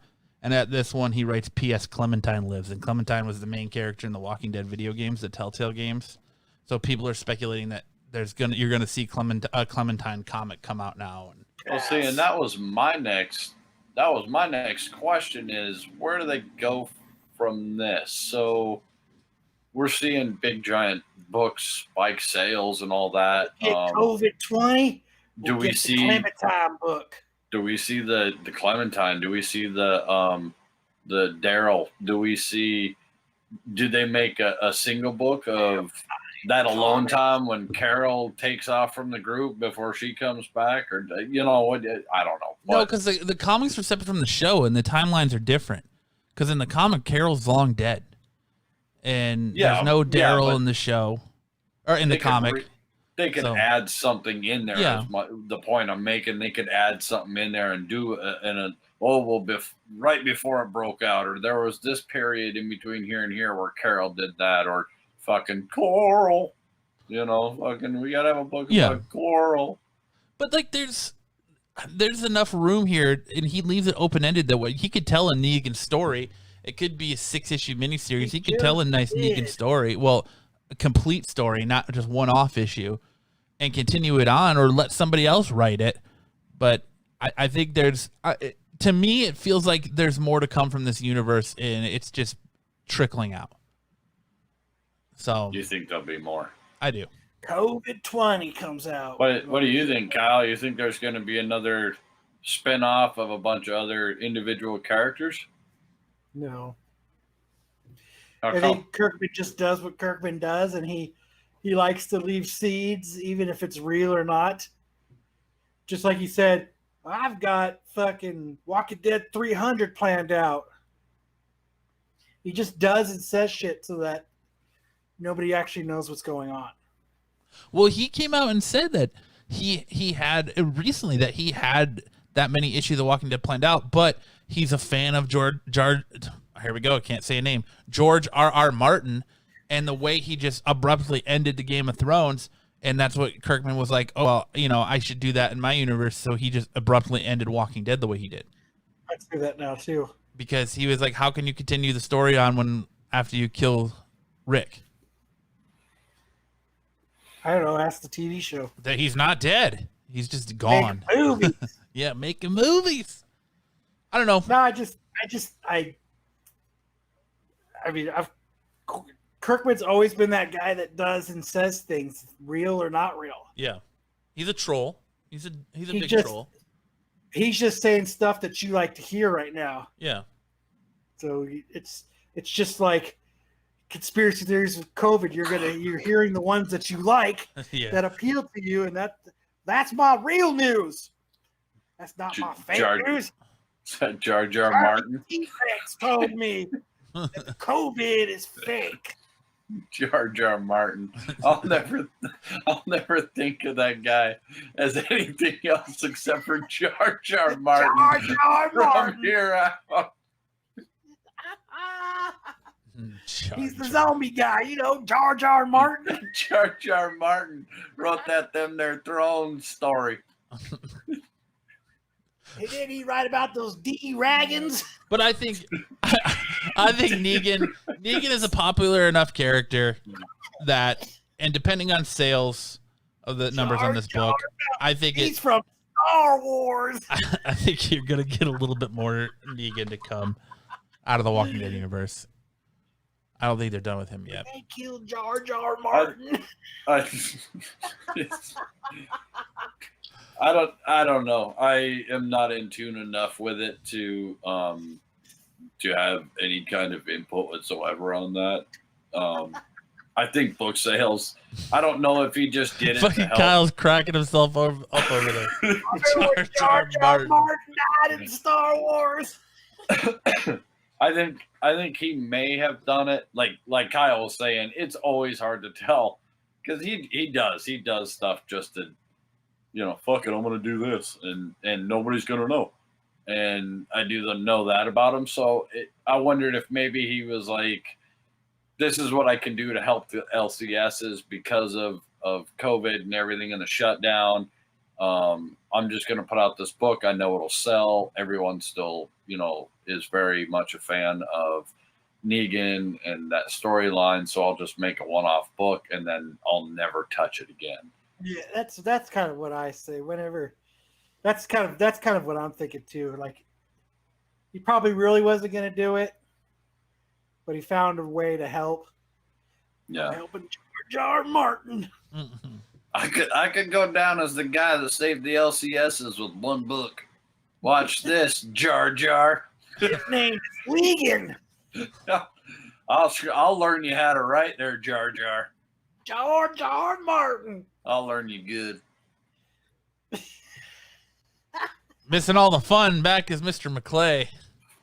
Jar Martin. That was a long show. You guys didn't know it, but we were doing some crazy time travel within a time travel type shit, podcasting while watching the live Absolute Geek podcast at the same time. So Great. So you got to hear our whole discussion on autoerotic asphyxiation while at a digital convention, huh? Well, luckily enough, I muted you guys. Oh, okay, good. We talked over it while we were showing you guys talking live. So Smart move, man. Because that was a rough talk and a rough subject, man. Oh, so and I don't mean your mean guys' rough. whole audience saw us going. well, they're probably over here now. So shout out to everybody that jumped over here, man. Shit. We're talking about how Matt likes to fucking destroy everybody's name that he tries to fucking spit out of his mouth. Yep, I do. Jar So Martin. did you guys talk about the news that the Zatanna live action is coming? No, we have not got that far Oh yet. no, we haven't even got close to that yet. If you guys are ready to see some crazy heat on some books, if this Zatanna shit is coming and they do it correctly, Zatanna books are going to go through the roof. Are they written by Jar Martin? Fuck you. If it ain't written by that damn there Jar Martin, I ain't interested. Who's Jar Jar Martin? It's Charlie T-Rex. Matt's been having a hard time saying names of people tonight, so he's already screwed up that Charlie Theron. Charlie T-Rex. He was having a little trouble with George R. Martin that turned into Jar Martin. And, so it's actually been really fun. Good. We're coming up with some great names. I will never think of George R. Martin as anybody but Jar Martin from here on out. He died in episode 6. Did you talk about your Wookiees cookies yet? No, actually, I've been waiting because I know you got some stuff too. I want to let you do it all. You don't worry about whatever I got. Show yours because I want you to talk about what you got. Yeah, let's see your pick. Let's see your pickups for the week. Oh, let me see. Did I put? We got the reason I say that is me and Chad got the same pickup. What are the same pickups? Because Chad was nice enough to let me in on a little secret that I got some more to talk about once he talks about it. Oh, sweet. So maybe I'll end with that one. Jar Twinks. Because I've got a few. Well, and it goes a little over a week. All right, Wookiees Cookies, here we go, baby. I'm going to help you guys out. I have found something incredibly wonderful. When you bag and board, use this wall safe tape. It does stick, it does hold, and it does not stick like the regular green Like the Scotch tape. bend your fucking board and bag and everything in half trying to get the lip undone. It holds really nice, but it pulls off really nice as well. Yeah, you aren't going to rip any of your books and then you make that mistake of not pulling the whole piece of tape off to look at something. I have accidentally put a little bit of this on one book and it came right off, not even a fight, left no residue. It was awesome. It's a little more expensive. I got I think six of them for like $18 on Amazon. So totally worth it. I'm that's my help for the and knowledge for experience in learning lessons. Okay. I don't know, and I was wondering, I ordered some books. Do you know anything about these, Brian? Because I have never seen these at all. No, but I like that. Who did that cover? Not a clue.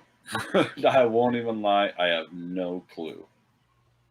And it's just a spring catalog. And When it's, is it from? 97, 98? yeah, 97, 98, winter spring catalog number 31. Oh, Matt Wagner copyright, Dark Horse Comics. I got to check that out. That's I pretty good. have it came with some of my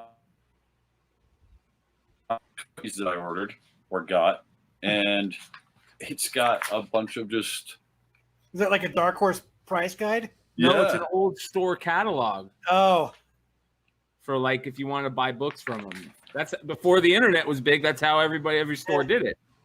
So I've never seen anything like this. I've never seen. Where'd you find it came with some of my books that I bought. So I was like, man, I gotta show those guys because I've never heard of this. I've never seen this. I've never nothing. And it's just, I mean, just newsprint, bare bones, black and white. It's cool to look at though. It's like, wow. Anyway. You're right, because Little it's bit of probably a history. store catalog, so they didn't. Yeah, because they didn't have the order sheets. So I want to give a big shout out real quick to Christine and Istvan. I'm just checking the chat. It's nice to see them in the chat tonight. Yeah, be careful how you pronounce your name, or you're gonna get shit on for it. Oh, don't say his name wrong. So I did get some of my Mexican Spawn variants came cool. in finally. Nice. Yeah. And this guy, man, what a trooper, because when you order from Mexico, it's just brutal. I mean, they hold your book forever. And this guy was very communicative and worked with me and talked to me because this is, I ordered 3 different sets. And he's on eBay. I mean, you can find this guy and he'll work with you and talk to you all day. That's important. How long did it take to get it? Oh man, it literally 17 years. It literally took from the first ones. It took 2 months to get the first double. Took 2.5 months to get the second double, and then this set of 3, it took almost 3.5 months. It's painstaking. I was I made a mention in a chat, and you all know me. I'm a spider woman. I love my spider girl. Oh, love it. So I did get that. Christopher. John Tyler Christopher. Yes. Yeah. Where is that from? Was that a con variant? Yep, it is. It's And New York. And how Is that many? right? New York or San Diego? No, San Diego. Did they do 3,000 of those too? 2,000. Okay. And this is 488 of 2,000. And you know, I'm not gonna shit in your soup or anything, or in your beer, or your squirt. But I will say that, and the reason I'm gonna say this is because another John Tyler Christopher book is on the Hot 10 list this week, just like The Rogue. just like the Wolverine one was the other week. These ones that he did for these cons. Remember, 3,000 and 2,000 print run is very large for a variant. Usually good variants are, you know, like 1 in 50, 1 in 100. Sure. And Yeah. so, and the reason I want to say this is not because they're not great books. Those books are beautiful, but just watch out that you guys don't pay too much for something that's got a large print run. I've seen a lot of those. I've seen them like I saw the Jean Grey one. I've seen some. They're like people are putting them in like the $400 range. Yeah, the Rogue one just sold for $4 something 2 days ago. So now that's a huge book. And again, I didn't buy it for spec. I didn't buy Cannabis it for. I didn't buy it for any reason other than I'm a huge Spider-Woman fan. I have. So the only one I'm missing now is the Peach Momoko Comic Tom 101 variant of Spider-Woman #1.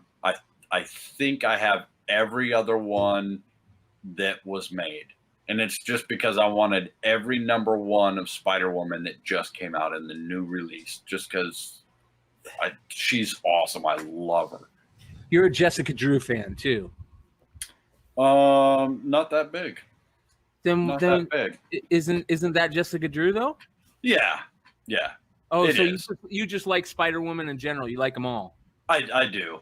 I do. I don't necessarily like one more than the other, or I'm not particular. I just love that character and it started with my childhood because I grew up on the Spider-Man and Friends with Spider-Woman and Iceman, and they were always anyway. Here I go dating myself again. So this is, I could go on for hours on the things that I've got this week. This one is huge for me. This one, I got 2 books this week that are of my top 10 all-time to get books. And I mean, I've never gotten a book where I was like, man, I could almost tear up right now. Now that sounds completely ridiculous, stupid. No, it doesn't. But I got 2 books out of my 10, and it was this one right here almost did it. I was like, I had to breathe for a minute, but oh, nice. It looks like it's in beautiful condition. Kevin Eastman signed. Yep. Did he draw the turtle on it? It is amazing condition. Certificate. I mean, it is 9/8 all day. It's second print. But just to have it is, I mean, this is. I read the first 4 TMNTs in a place called The Stand. That was the comic book shop that I was in. And it was right next to Aladdin's Castle in the University Mall in Fort Collins, Colorado. And I literally was a dumb kid and put them back on the shelf. You know, just like, cool, that was a fun read. That was awesome. That's what got me into comic books back in the day. Original TMNTs and The Watchmen. And does it say on the certificate when that book was signed? It does not. It doesn't say. It must be early because it's odd that Eastman normally now Eastman draws a turtle on your book when he signs it. Right. So it's got to be an earlier Eastman signature. It is, and his signature's a little bit different now. It doesn't look like this. It's a little. It's a little. I mean, it looks like the older style. Yeah. Yeah. So usually what he does now, he'll do 2 books. The first book will have the turtle head on it, and then the second one will just be a signature instead of a signature and turtle head. Right. So I mean that's my dream books, and of course now I always have to give a top 10 because my top dream books is TMNT 1 through 5, first print. I'll take any of the prints, but to have, just to have them. But so that's a huge book for me. And then of course I didn't get the number 4, but I did get the number 3 as well. Nice. And that's a first print. Nice. And I mean, it is just pristine, 9/8 condition, just clean as can be. Just super. They had a 4 on the auction as well, and I probably should have just. What does that say? Does that say Laird? Yeah, is that Eastman and Laird. there's a variant of this issue where right underneath where it says turtles, there's a graffiti that says something different. I want to say it says Laird something, and that variant is worth thousands. All right, let me see if this is it. Let me There's photo. So there's a misprint somewhere. I know that there's a misprint, and I don't know why or what the misprint is in the number 3s. It's on Recalled Comics. If any of you guys don't know, there's a website called recalledcomics.com, which is an absolute one of the best websites on the internet, not just in comics, period, because this will give you so much good information about super hard to find books, and there's tons and tons of books on there. Yeah, so I know that there is a misprint, and I'm not exactly sure. And this is a number of first print. This is first print run. Yeah, Laird's photo. It says here an initial print run of 500 copies of Teenage Mutant Ninja Turtles number 3 was produced ahead of the main print run specifically for New York Comic Con in 1985. This initial variant lacked a lighter blue shade in many areas of the comic, and as a result had many more white areas than the main print run. So the additional white areas can be seen clearly on the VW camper van, the road surface, and on the sign for Laird's photo. The latter difference gave it the alternate name of White's Laird photo. So if Laird's photo is white, it's got some white spots. It's not green? solid white though. Let me see. No, that might be it. Hold on. I think that's it. The bus is definitely whiter than normal, and so is the road. That might be it, dude. The front of the bus is way whiter than any other ones. Hold on, let me do this. Let me do that. Let me solo him. Oh yeah, let me see Laird's photo and let me look at. I think that's it, bro. Because I'm looking at it too, and it looks just about the same as. The only thing I think that might be it, dude. The only thing is the O and the T and the bottom half of the T and H need to be a little bit more blue, I think. See that line though on the bottom of the H and Here, the bottom of the T. There's that blue line. I'm gonna exit solo. I'm gonna share screen here with everyone, and let me get. Because I don't know if I can. I think that might be it, bro. Let me see here. No, I don't think so. I don't know. No, those letters are way more white. Yeah. That Laird's is way more white. Well, this is great information that we wouldn't have talked about if you didn't have that book. So very cool, man. I'm going to have to go and check mine now. Yeah, fuck yeah.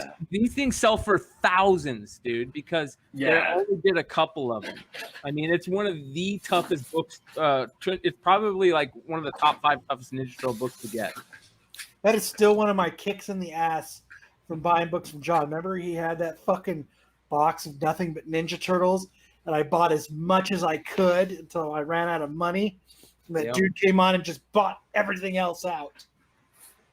I still kick myself in the ass for just not saying, hold on, I'm going to the ATM. I'll be right back. And John would have done that. Shout out to John. Well, I'm here to tell you guys right now, this is just me, and y'all know I'm a big Turtle fan, but I think right now is a great time to buy Turtle. I think there's some key issues and things that are happening, and I think in the future, near future, now they already came out and said, oh, but we're gonna have the new Ronin TV Eastman Laird, and it got squashed, and Laird and Eastman came out and said, no, that's not happening. Yeah, but they're coming out with a new animated movie. Yeah, they are. Yeah, so I think right now is a great time to buy TMNT, and you could say that it's the Jenica run. You could say when she shows up in 95, or so you go from like 94 until 98, or you could say that it's the other White Turtle in 101, the Mona Lisa or whatever. You could say her name is they just gave her name in the last issue and I can't fucking remember it. God damn it. It's Mona. It's not Mona Lisa. It's Mona. No, it's not. Here, let me grab. No, because there's 2 of them, but the little white. The original female turtle is named. Venus de Milo. Oh, Yeah. no, that's from the. Well, that was from the TV show, but wasn't there another Yeah. female turtle before that?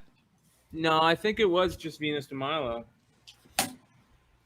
Yeah, so I think that there's a lot of room right now. I think that turtles are gonna go up. Not that any of the original big stuff is even affordable now anyway.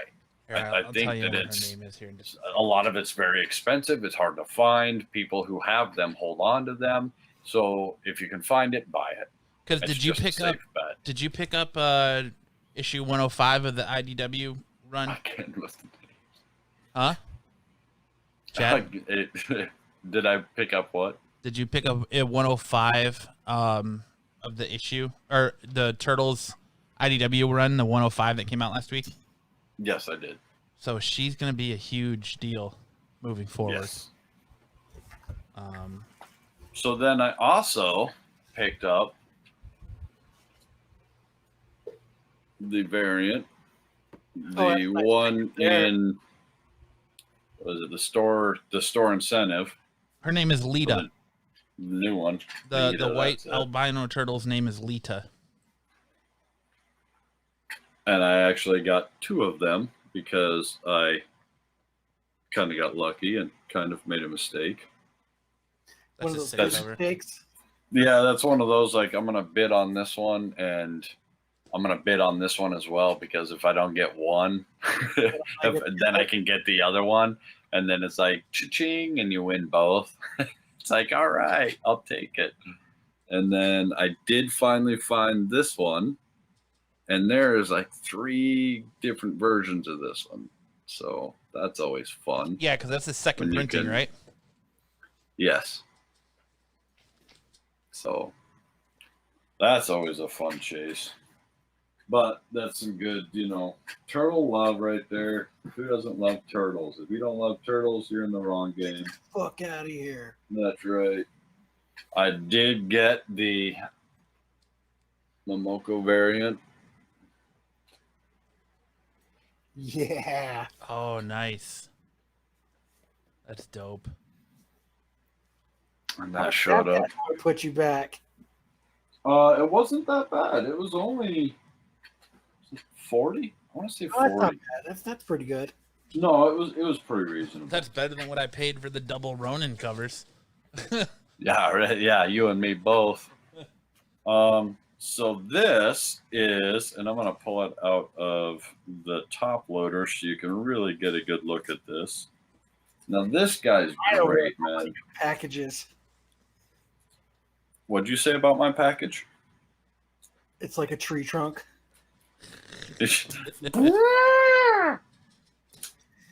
So this Pretty much I got. all Where did I put that one?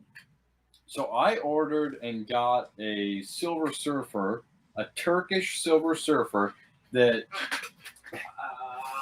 Oh man, where is it? It should be right here. What did I do with it? He's That about to drop some John knowledge on Z- you guys. Some major Yeah. knowledge. John Z turned me on to this book right here. And big shout out to John Z of the CBSI crew, because this book is just sick. And when he showed it, I was like, oh man, that's just something you really, and they're really affordable. I mean, they're not crazy ridiculous. That's a foreign variant, right? Yeah, this is the Turkish variant, and I mean the artwork on it is just, I mean, when you see it on the screen, it doesn't do it justice. I mean, it is just gorgeous. When you look at it, it looks like you went and saw and met this guy, and he did a sketch for you and banged it out real quick and gave it to you. I mean, it's just looking at it is Banged it out and gave it to you. dude, it just is breathtaking. I mean, it looks Yeah, it's a just, beautiful cover. it is so cool. It is so damn cool. You find that on eBay? Yes, sir. Yes, sir. On eBay. And so then, as I'm perusing the interwebs with that, this same shop down in Turkey has a ton of variants they do every now and then, and has some back stock, and they like to keep recycling and doing them. So I found a Darth Maul variant, Oh, nice. and Now it that is so clean. Pay attention to this, gentleman. This shit. I got to give it to you, And fucking clean. Chad. I got to give it to you, Chad. To find this book, I can't find anybody that knew about this book before you. Yeah, And not only I bought 5 of them. Okay, I wish I'd have bought more. I wish to God I'd have bought more. they got more. Listen, hold on. Here's the crazy thing. He's got more, and they're on eBay. So Yep. they're $18 shipping. The shipping is more in the book. You can get the books for I think $12, and then so you just buy 5 books, and then you'll justify the shipping. But that's not the best part. That cover, that virgin cover is sick, but there's also a white blank cover and a black blank cover. There it is. You can't get the black blank covers anymore from the same seller because I just bought them all. Because you bought them out? They're amazing. Well, right.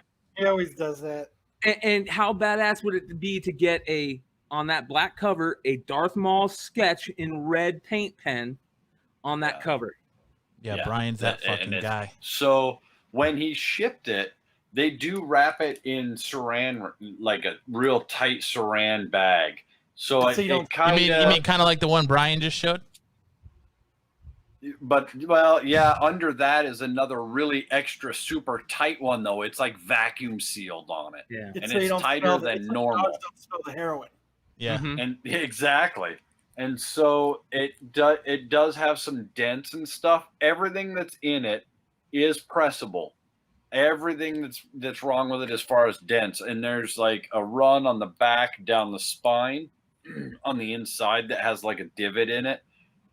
Again, totally pressable. There's a wave in it from, when you put when you print a picture out of your inkjet printer and it gets too much ink on it and it kind of warps the paper a little bit.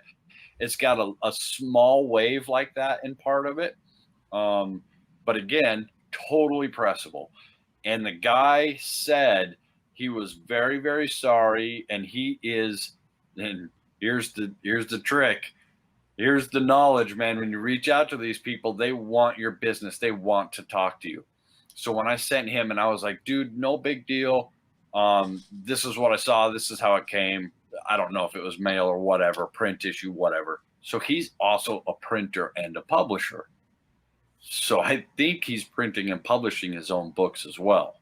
Well, this is also he where said he is very sorry and totally is very, very sorry, wants to make sure that it's all good, and said whatever, whenever on the next book, he will absolutely make it up to me. I'm like, dude, that's fine.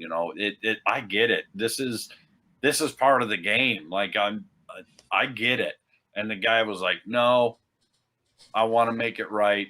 The next books or whatever you get, I'll totally justify. So anyway, he also, when you open the book, because I had to take it out of the plastic and pull it off and double check it and make sure everything that was tight. So in the middle of it is just like a board that you would bag and board, and it's he printed a version just for shipping, and it's the same but with the title on top. It's got the Disney stamp. Yeah, it's just a full trade. And then there's a little advertisement on the other side of this.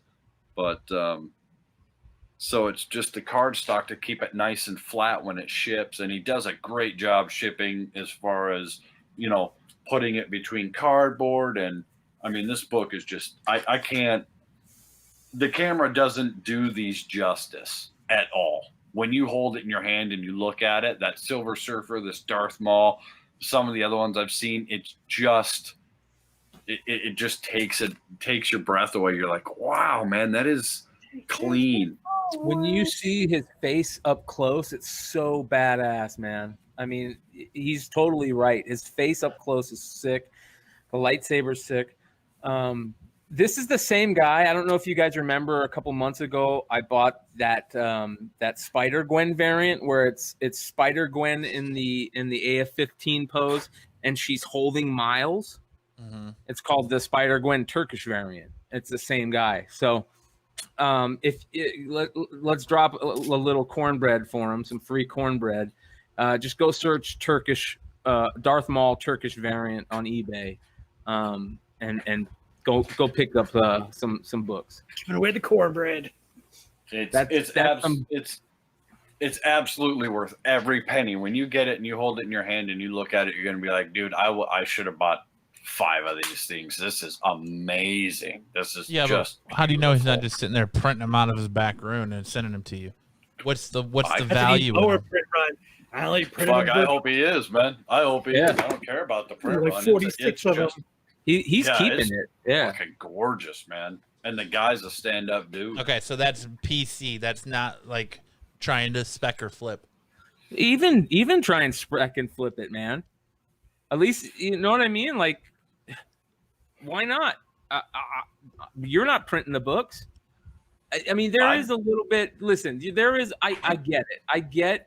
I'm gonna get into some dark territory here. Let's get in. Let's call the name it is. Right? Spec is a dirty thing. Fuck no, it's not a dirty thing. This is what's causing people to get in your store. One of the things that's causing people to get in your store is spec.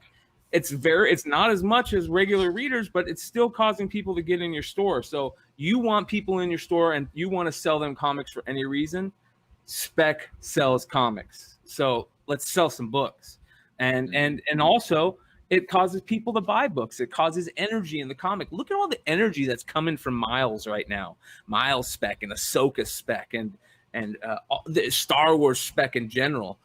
It's fucking energetic, man. And it's much more energetic than anything being written right now in comics.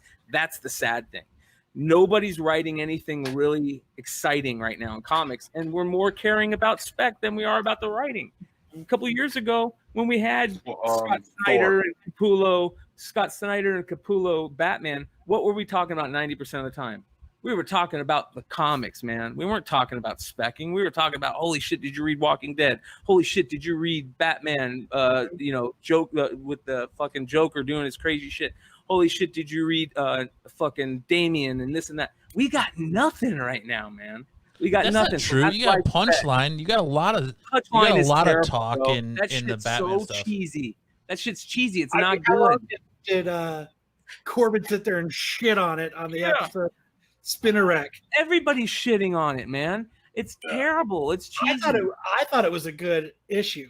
That last issue was the character is cheesy, dude. The idea. You don't know. I don't know if you can call her cheesy yet, because, like I told Corbin, we don't know enough about her to put that label on her yet. The idea is cheesy, man. Yeah, she feels. I think they're trying. It feels like a cash grab. It feels like hey, we got to try something. Yeah, like this character isn't going to be around in 3 months, because it's going to fail. People said the same thing about Spider-Gwen. And look where she's at now. Spider-Gwen, people loved Spider-Gwen off the bat. People loved. I feel like this is DC going, we need to create a female character that people will start doing cosplay for, like Spider-Gwen, like Ahsoka. We got to get in on that. And that's what it feels like. It feels forced. I mean, Harley Quinn, there's always a million fucking Harley Quinns. Fucking A, I'm on fire, Chuck. There's always a million Harley Quinns. I don't know. Fuck you, Jar Jar Martin. McClay's on fire. That's all right. Jar Jar Martin. He can be on fire all he wants. Charlie T-Rex. I think, where is the Caucasaurus? If they don't Kyle do lost something, it's running free at his house. Big and important with Punchline in the next 2 books, I think you'll see a huge drop, and nobody will be interested. Nobody will have. If you don't drop something huge in the next book, like I said on Spinner Rack, DC is pushing this Joker War narrative as they are advertising it as this is the final conflict, the final confrontation between Bruce Wayne, Batman, and the Joker. This is the That's end of their bullshit. story. This is That's it. stupid. So I Why think would you do that? you're gonna get big things out of the Joker War, and I believe Joker War is supposed to take up the rest of the year. So you're gonna get big things coming out of it, and I think you're gonna get big things. You're gonna get big things from Punchline. Hello, everybody. This is I want- Caucasaurus Rex. We need our Absolute Geek keychains to be Caucasaurus, little mini Caucasaurus Rexes. It needs to have the little arms. And the keychain part is like a Prince Albert. Oh my god. Anyways, but back to what we were talking about. But anyways, that Turkish variant, I mean, if you can get a couple, man. They're beautiful to have. I'd fucking hang one on my wall, have one to read. Not that I can read Turkish, but it's still really cool to try and look at it and just check out the interior. And then one to just keep for just whatever. Maybe even send it off, have graded, whatever your poison is. Do what you will. But I wish I would have ordered maybe two or three. And the guy is outstanding. He's a great seller. I actually got the Turkish variants, that Silver Surfer and that Darth Maul, quicker than I got those Mexican variants. Yeah, I ordered mine June 12th, and they came last week. Yeah, super. I mean, great shipping, great handling. And I've said it a million times, and I'll stand by it and say it again. One of my biggest specs is the Darth Maul run, the Aja Ventress. You're looking at Dathomir. I think it's going to be huge, and it's only a matter of time before we start seeing more of the Dathomir on live action. I think they're going to maybe bring in some Witch. I think it's just going to come that way. The books, that book right there, damn, dude, you're killing me, Smalls. Don't talk about this book. Just Don't talk about it. You've given enough cornbread away. Yeah, I think it's just a safe bet. I think you buy in now with any Dathomir. You may have to sit on it for 2 or 3 years. I think within the next 5 years, you're guaranteed to see Dathomir in live action. And if and when that happens, those books are going to become untouchable. Got anything else? What'd you get, Brian? Oh, I got tons more, but I can go, like I said, I could go for hours. So I want to see some other Wookiees cookies. Let's see some others. Here's it's talking about the Star Wars stuff. So I've been buying a lot of the Star Wars keys, like the secondary keys that are still cheap. I got this for $5. It's the Zam Wessel one shot. That's not the key. This is the one, and the Jango Fett one shot. This is really hard to find. It's almost like a prestige size, trade size, but it's a one shot. It was it's the first appearance of Boba Fett as a kid in comics.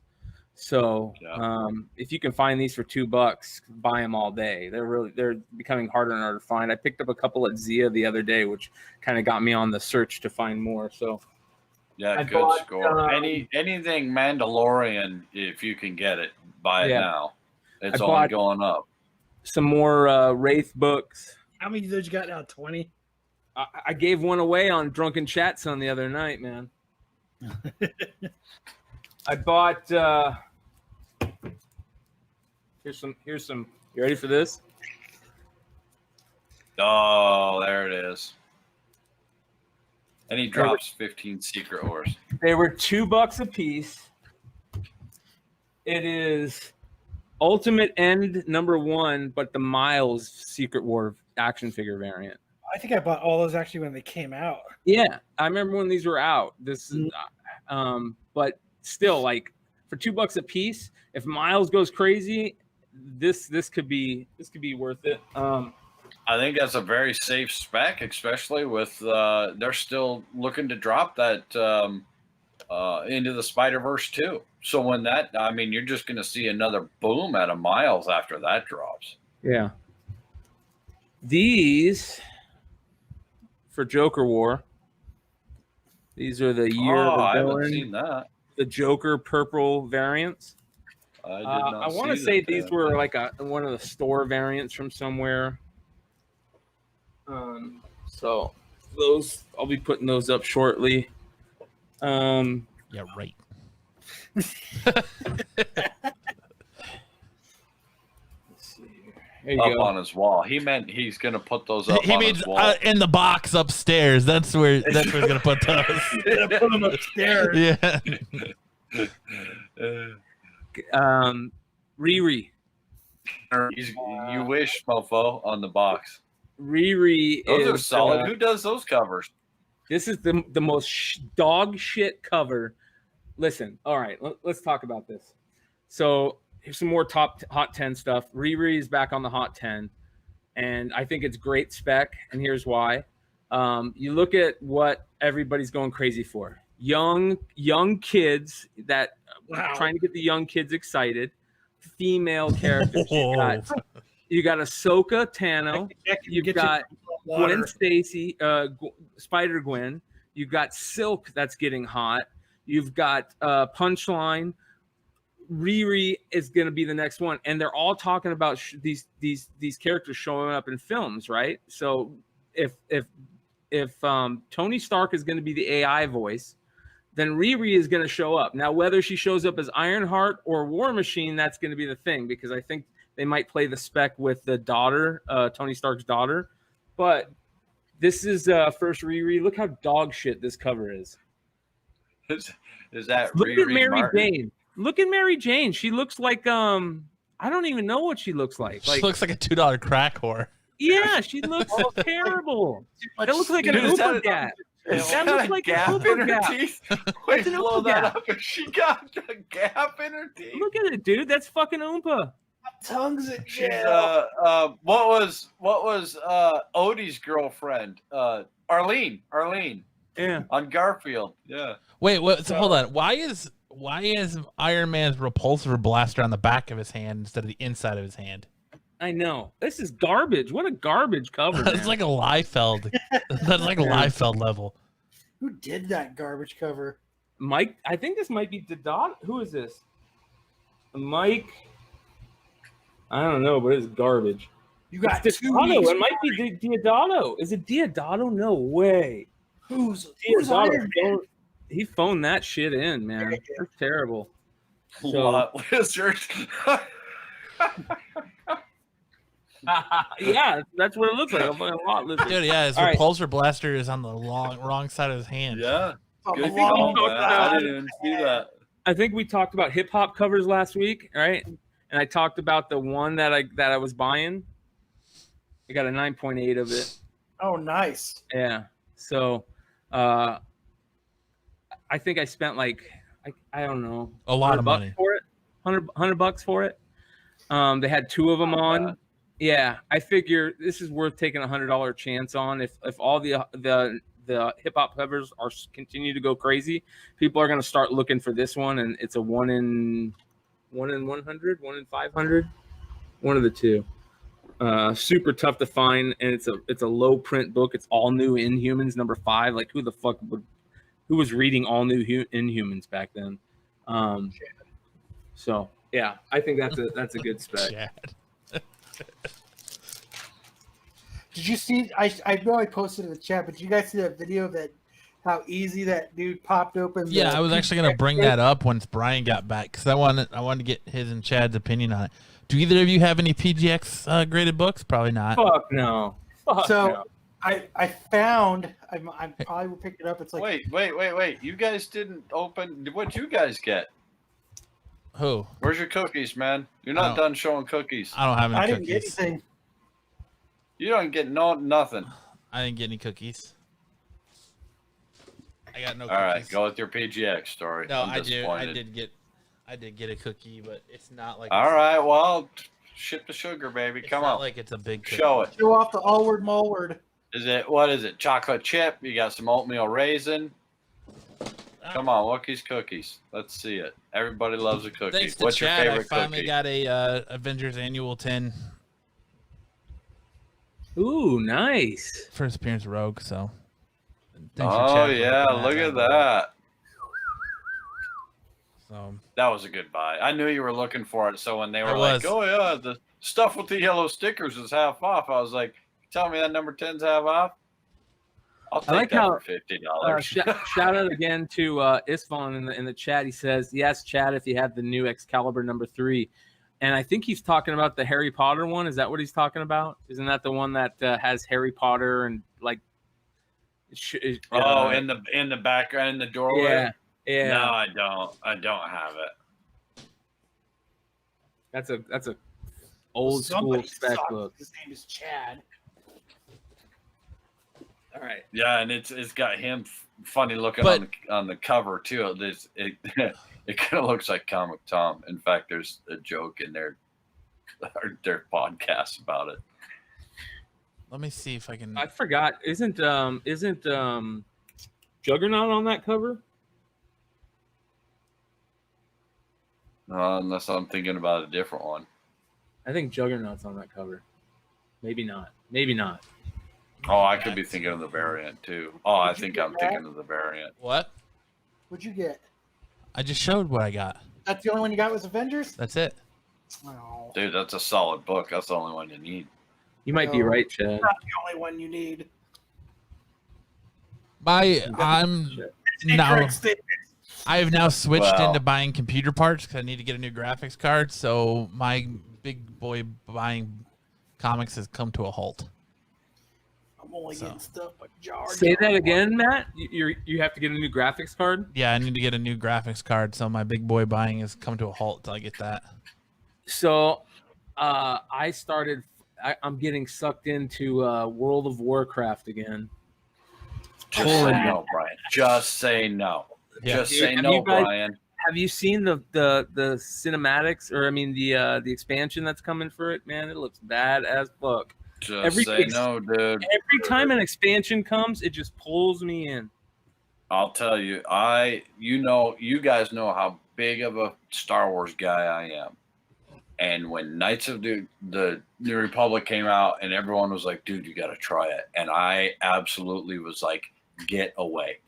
Go away. You absolutely cannot show me that, because that will be the end of my life. And it took every ounce of willpower that I have. My buddy J-Man, that dude played nothing that for a year straight, morning, noon, night. Like that's almost all he did, to the point I was like, I can't. It's just you have to show the willpower and just go, I can't get involved because it will end my life. Well, did you guys talk about that dude that died yet? Dude, No, we pretty didn't much- talk about it. The time you were gone, we pretty much talked about dudes jerking off on virtual cons. Scarlett Johansson. Pretty much what we talked about. Who are you talking to, Matt? Kellen. Kellen! Fucking roommate. Get the fuck out of here. We're podcasting. Anyways, I'm not even gonna fucking mute myself. I'm just No. gonna fucking talk to other fucking people in the room. yep. Yeah, I did that. The fuck? No, we did not talk about talks. God damn it, Kyle. I'm not the one fucking up every other word you're fucking spitting out of your mouth. No, How we is did it not that talk about Kyle's the drinking streamer. and We did not. Kyle So- drinks, and the more he drinks, the less you can pronounce. I know. Alright. I'm drinking too, though, so it's whatever. I'm drinking. I'd say that too if I was fucking up every other word I said. But anyways, what were you saying, Brian? This dude over last night, I guess, or yesterday, who was a pretty big streamer in the video game world. This dude was the number one streamer, the first guy to start making real money on this shit, like real big money, and he became a pretty cool personality on to watch, and he has a really crazy story about his life. He grew up in Israel and came over here, and yada yada yada, and all this stuff happened. But he was really outward on with the streaming. He basically created IRL streaming. because he would talk about, to all his fans and this and that, and just be really honest about what's going on in his life. So it was kind of like, you remember when that show, The Real World, first came out? I don't know if you guys were like me, but when that show first came out, I remember the first time I watched it, they were doing a, like where they played all of them in a row. Up like to like a marathon, up to like a marathon up to like the last episode was premiering that night. So I watched them all in a row. I remember just thinking, this shit is fucking amazing, and that shit just kind of pulls you in. And he created a lot of fans, and he had all these people that followed him. But the craziest shit that he did is he was really manic depressant and fucked up, and he did this thing recently in the last couple of years where he started doing like psychiatrists would come on and talk to him on the show. And so it was really interesting, and people became part of his life and this and that. Well, the dude was going through like a manic depressive state the other night, and you could totally tell, and he just lost it. And he proposed to his girlfriend over Twitter, and then Twitter world started just roasting him for it, and 2 hours later he was dead. He killed himself. And it's just crazy. But if you get a chance, there's this documentary on him called I forget what it's called. You can look it up. It's just look up Wreckful, not WREKCK. It's RECKFUL. Look up Wreckful documentary on YouTube, and it's fascinating. It's really fascinating if you get a chance to see it. So now he was the first to start it, but there's another Twitch guy. Is it Ghost or Ninja? Ninja, that's what it is. Ninja. No, that guy is supposed to be him and this guy were like the 1 and the 2, or the 2 and the 1. If I'm not mistaken. This Wreckful guy it's funny because he's like one of the first guy to become like a video game superstar.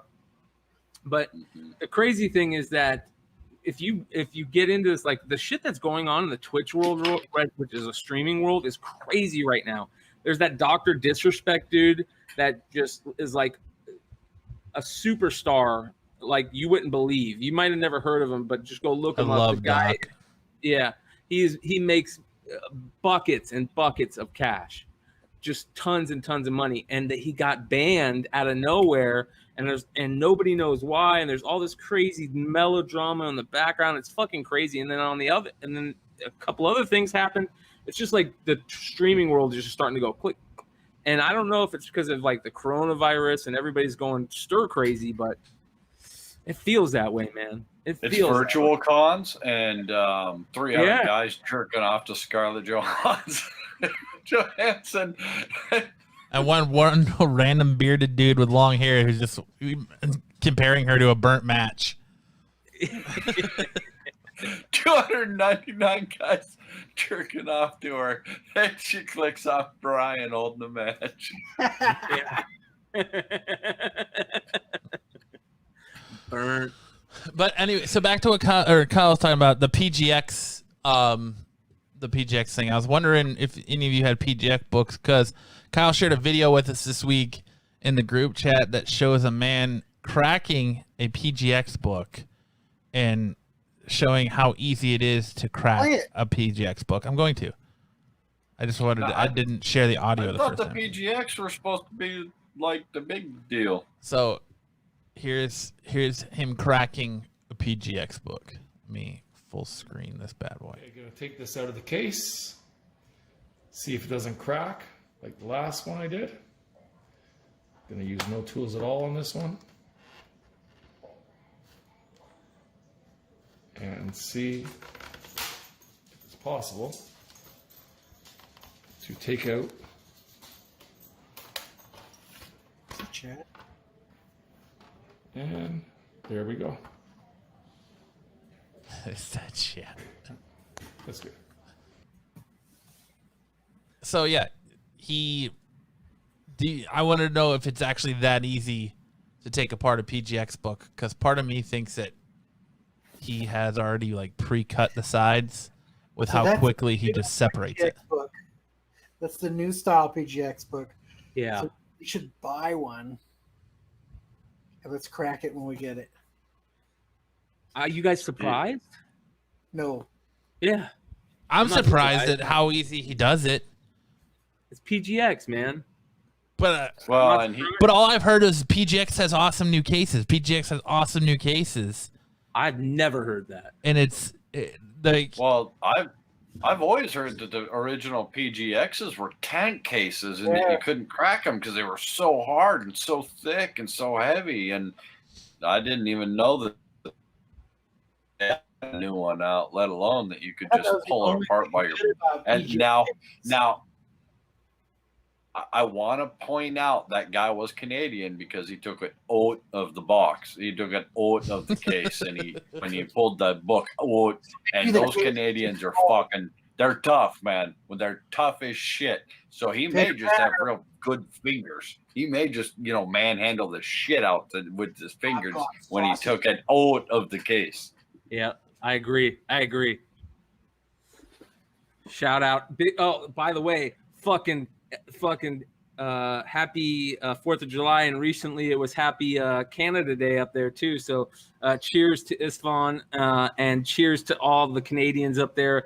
And I'm super stoked that we're gonna get hockey back here shortly. I'm fucking even more happy that the hub cities are gonna be Canadian cities. I think that that's the way it should be. And I'm super stoked that we're getting hockey back in the Olympics. Fuck yeah. Absolutely, eh? Hey, Absolutely. It's going to be needle mosquito. Yes, sir. hey, but man, PGX. I can't wait for hockey. so- That's weird. Do you have any? You don't have any PGX, do you, Kyle? I only have CGC and CBCS.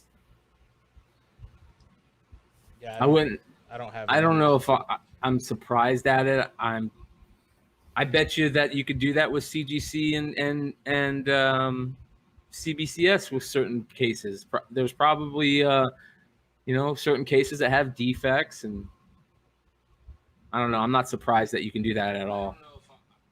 I'm gonna look for a cheap.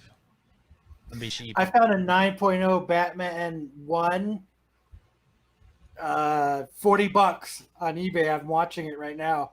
It's a PGX 9.0. Like New 52 Batman. Yeah, So a 4? a 4. You know what? That's another great thing. That new 52 run, if this Joker war gets hot, that new 52 run is going to heat back up a little bit, because that's where that new Joker came from, is that new 52 run and the Death in the Family run and all that shit. So hopefully that'll heat that shit up again too. Why don't you go ahead and run through the hot 10, Brian? Okay. I totally Yeah. forgot about that. Guess that's the end of that conversation. I totally forgot about what I was going to say. There you go. All right. You were talking about the New 52 run heating up because of the Joker. And Matt didn't give a fuck what you said. Cannabis brain fart. Yeah. Yeah. That's exactly what it is, dude. Thank God for cannabis, man. I tell you what, that should save my life in the last 3 weeks with being sick. All right, here we go. All right. I would buy a PGX book and I would crack it and send it off, but you can buy cheaper books. If I'd had the money on me, I did see a Batman number 7 PGX, and it was super affordable at I want to say it was $250 for a Batman number 7, and it was I want to say it was like a 4 or 4.5. And if I had the money, I would have bought it and then cracked Nobody it and sent actually it off. buys PGX books ish. Nobody. Yeah. Well, and maybe do. I mean get some cheap PGX books and press them and then regrade them. That might be a good idea. And send them to CBCS. Yeah. Or just keep them. All right. Let's do this here. So the first honorable mention this week is My Romantic Adventures 49. Ben says a super rare book to find in any grade, a 6.5 copy sold this week for $1,200. The appeal of the bad girl clearly goes way, way back, as this one showcases what appears to be a woman in a jail and her jailbird romance. So, yeah, these old school romantic books. Whenever you see them, just buy them. If they're cheap, just buy them. I'm telling you, like they're gonna continue to climb. People love the old school romantic books, and with the love that is starting to get created in the younger generations for these golden age books, they're gonna get even hotter. So just buy them. Let's see here. And who doesn't love a jail? Just that rebel girl. With all the horror What's books. that, Kyle? I tagged Brian in an auction the other day that had a bunch of horror, old school horror. Creepy, eerie. I saw that. Yeah. Honorable mention number 2. This is a fun one. This is one that's gonna piss you off. G.I. Joe number 194, the 1 in 10 Jim Rugg variant. This is a 1 in 10, right? Listen to this. So Ben writes, so one unknown seller has multiple copies of this and has sold one for $300. No other listings could be found. Comic book guys are full of nostalgia, and this one has it. Add in the rare factor, and you can see why this one is in theory worth so much. $300 this sold for. It's a 1 in 10, and if I saw this book, I'd fucking buy it out of just the fact that it was a cool G.I. Joe book and it looked like the cartoon. But $300 for a 1 in 10. That's crazy. Yeah, but how many 1 in 10s do you think there were, though? Yeah, 194 is probably towards the end of the run. When did Snake Eyes die? Or I forget. But anyways, yeah, you could be right. Might not be that many, but still, geez. Especially if it was at the end of the run. Yeah. All right, number 10 this week is the Civil War War 2 number 4. This is the whole Immortal She-Hulk spec. It's not very strong spec. People are kind of specking that because the new Immortal She-Hulk run is coming out, it's going to be as hot as the Immortal Hulk run. But you got to remember that Immortal Hulk run was people didn't know about it at first. It was really good right off the bat, had amazing covers, great story. It created an organic heat. This She-Hulk stuff, it's not hot organically. So just be wary of that. And also take a look, if you get a chance, take a look at the variant for She-Hulk number 1. It is one of the most garbage covers you ever see. It's like Liefeld-esque. Her muscles have muscles on muscles. It's nuts. But anyways, it could be a pouch. Yeah. So who knows? But if you have them, if you can find them for $1, they're going for 20 to $50, I guess. So throw them up there, make some money. Number 9, this is Ultimate Spider-Man number 1. Miles Morales Ultimate Spider-Man number 1, the 1 in 50 variant, I think. This is a sick ass cover. This is the Fiona Staples 1 in 50 variant, and 9.8 copies of this right now are selling for $1,000. It was like $100 raw book a couple weeks ago. Now it's $400 raw. This is a beautiful cover, and it just shows you how hot Miles' spec really is. Who's that in that suit? Miles. Who's that? Is he any good? I haven't heard of him before. Is he new to the scene? Yeah. There you go. This is a fun one. Beavis and Butthead, number 1. This is kind of scary for me because I love that the comic's on here. I mean, who doesn't love Beavis and Butthead? But the reason it's on here is what scares me, right? Because the word is that they're going to be doing a new tune to this time Beavis and Butthead, and that is fucking dumb. That is so dumb. This is a show. This is a byproduct of its time. You can't recreate this. It's gonna get bad. Yeah. I just don't see it being any good. I could be totally wrong, but I'm a little angry that they're recreating it. Like if you're gonna redo it, just redo the originals. Like, why try to do it for this time? It just And doesn't make Mike sense. Mike Judge is still in charge of it, so I think it's gonna be fine. And it's gonna We'll be on see. it's gonna be on Comedy Central, so I think it's gonna be South Park level. It's gonna be. I think it'll I be hope fine. so. I really hope so, but we'll see. But this book is selling for $20 raw right now, which is crazy. This is a $1 book, 50-cent book.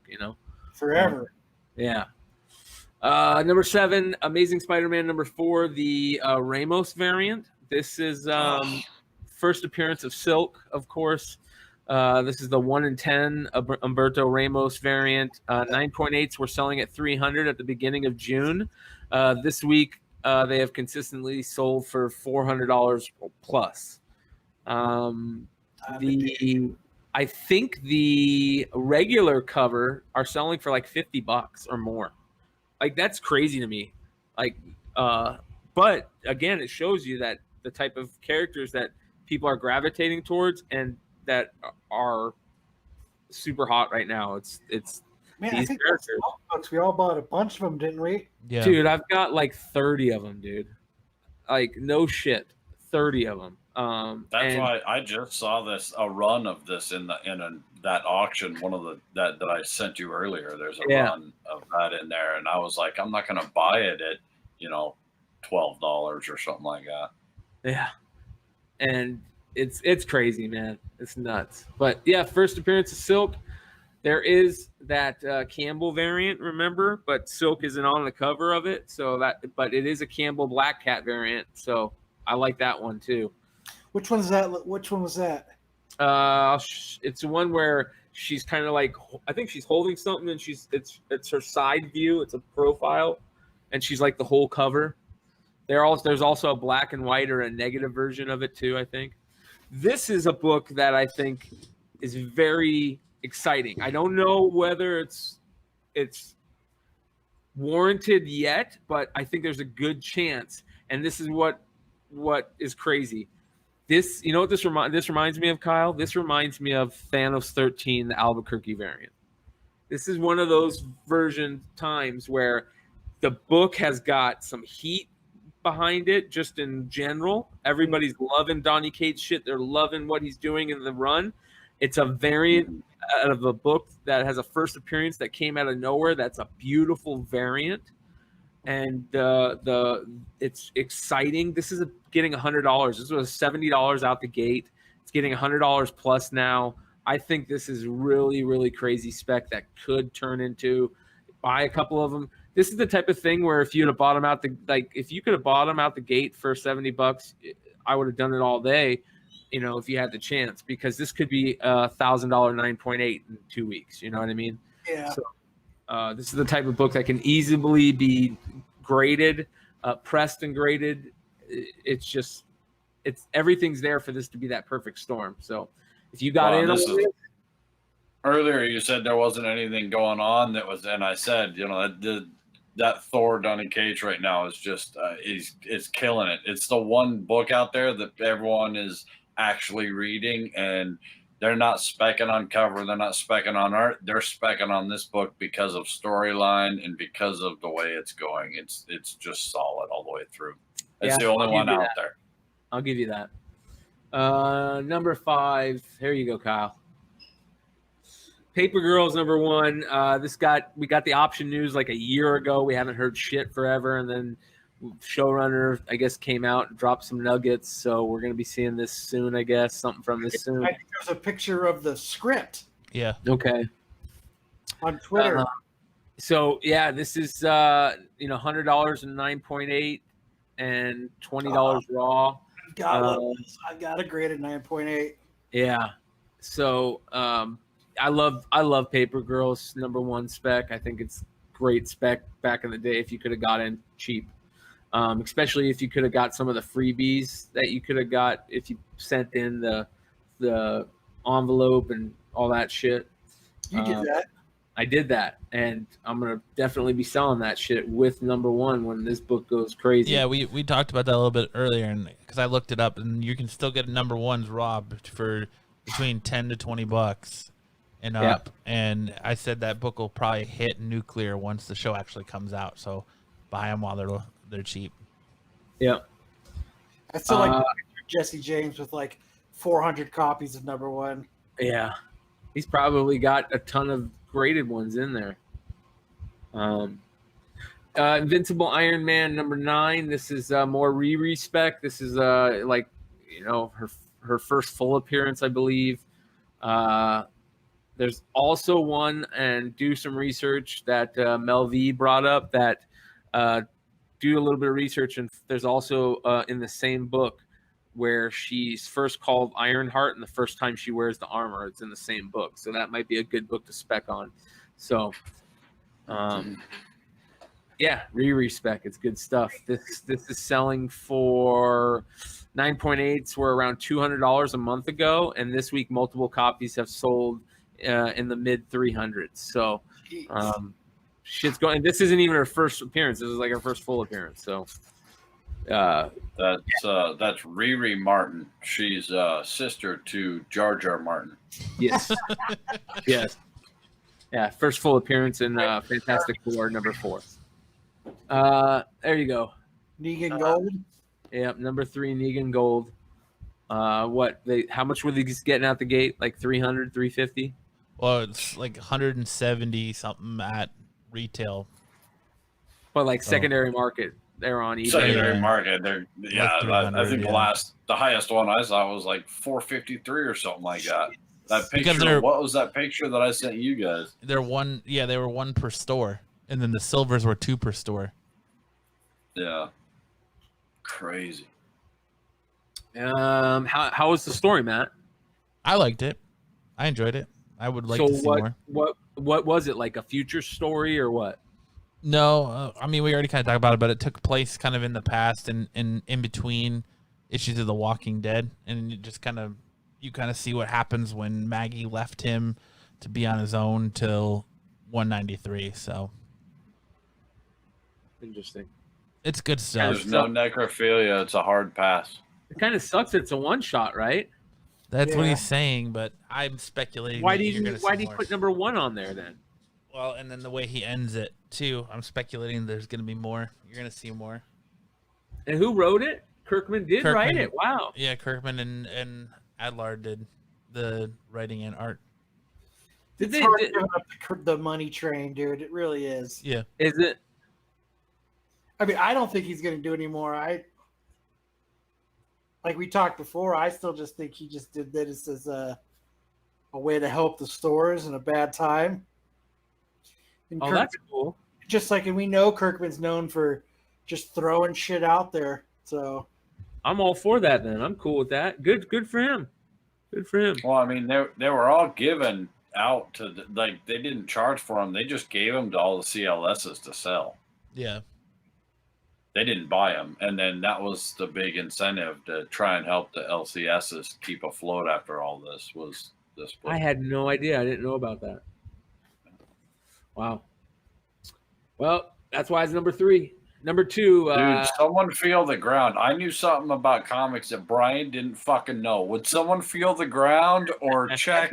hell Like, is over. is the sky falling? Like something's out of whack, man. I feel a I disturbance. feel in the force. nervous. Yeah. There is a huge disturbance. This shit right here is crazy. Adam Legend of the Blue Marvel #1. Prices were ridiculously high already, like $200 range.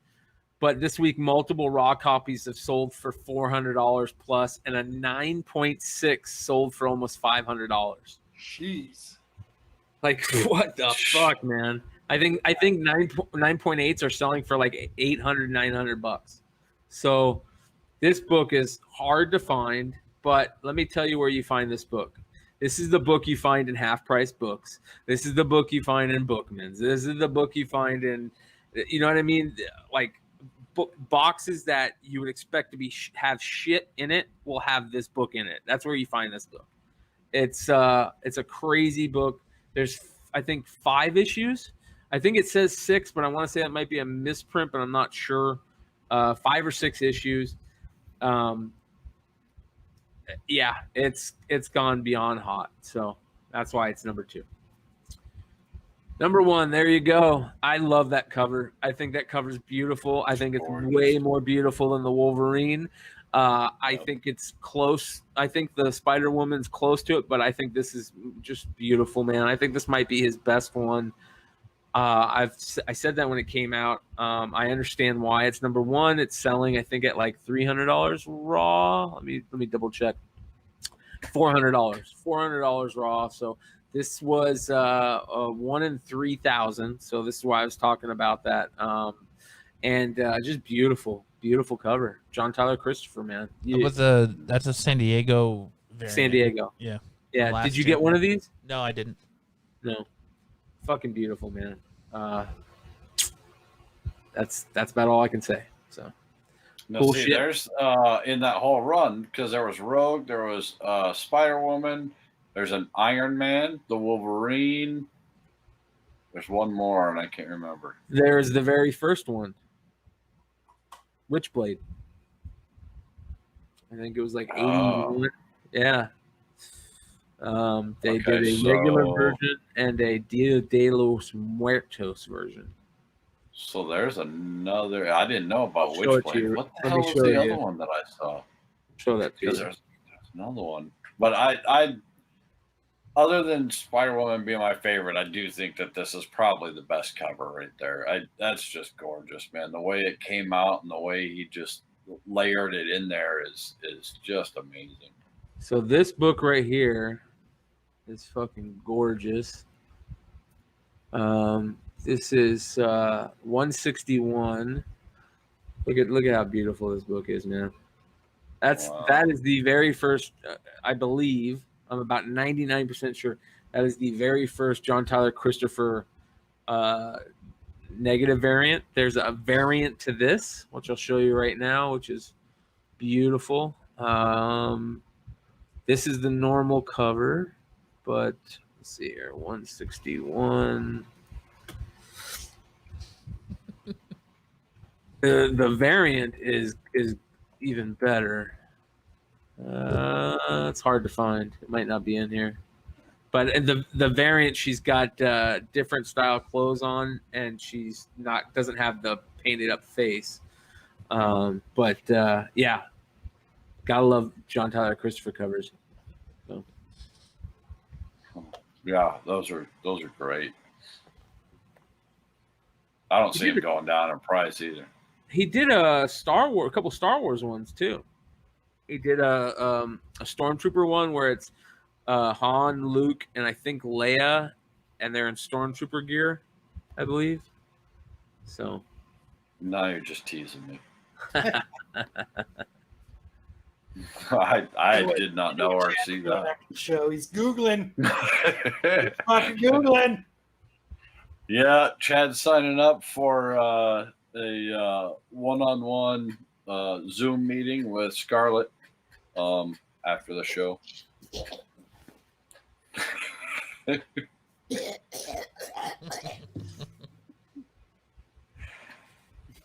I think that he has very great potential to do a cover like that with Darth Maul or Aja and the Stormtrooper is a great idea. Any of the troopers really. He could do a cover like that and wow, that'd be awesome. So you were showing us live on the top 10. Yeah, do you want to see it? You want to go within mirrors? We're fucking gonna break the sixth wall right now. Keep the Inception alive, man. We're gonna go in mirrors right now. What? They're talking about choking themselves and jerking off. Mute them. I don't know if you're talking about it at that Mute time. him and just watch. God, I hope not. Why? Brian knows that you never know what's going to be said, so you got to. I think Chad gets called out because I think they go, who's this Gandalf motherfucker or something like that. I go, that is Solo Wookiees, my friends. Say hello to Solo Wookiee. All right, let's break this fucking fourth wall here. Here we go. I'm tired. Oh, poor Matt. Oh no. He's so tired.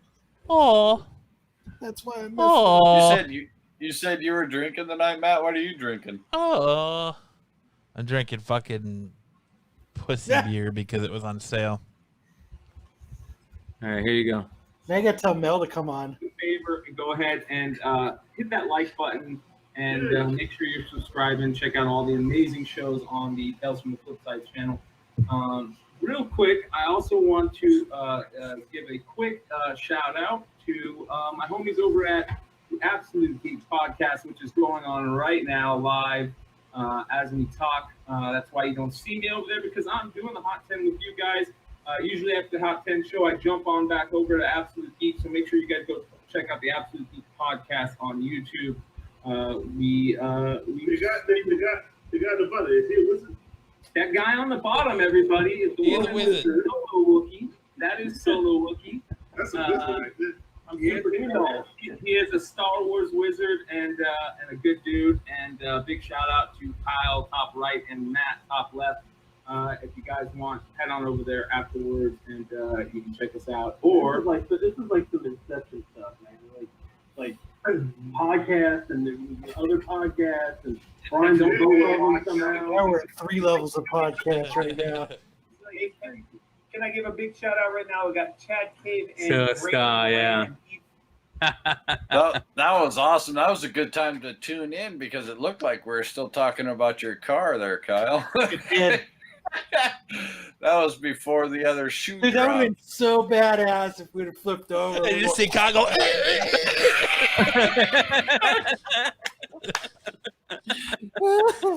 Dude, how awesome That was would have been great. It was because it was live, dude.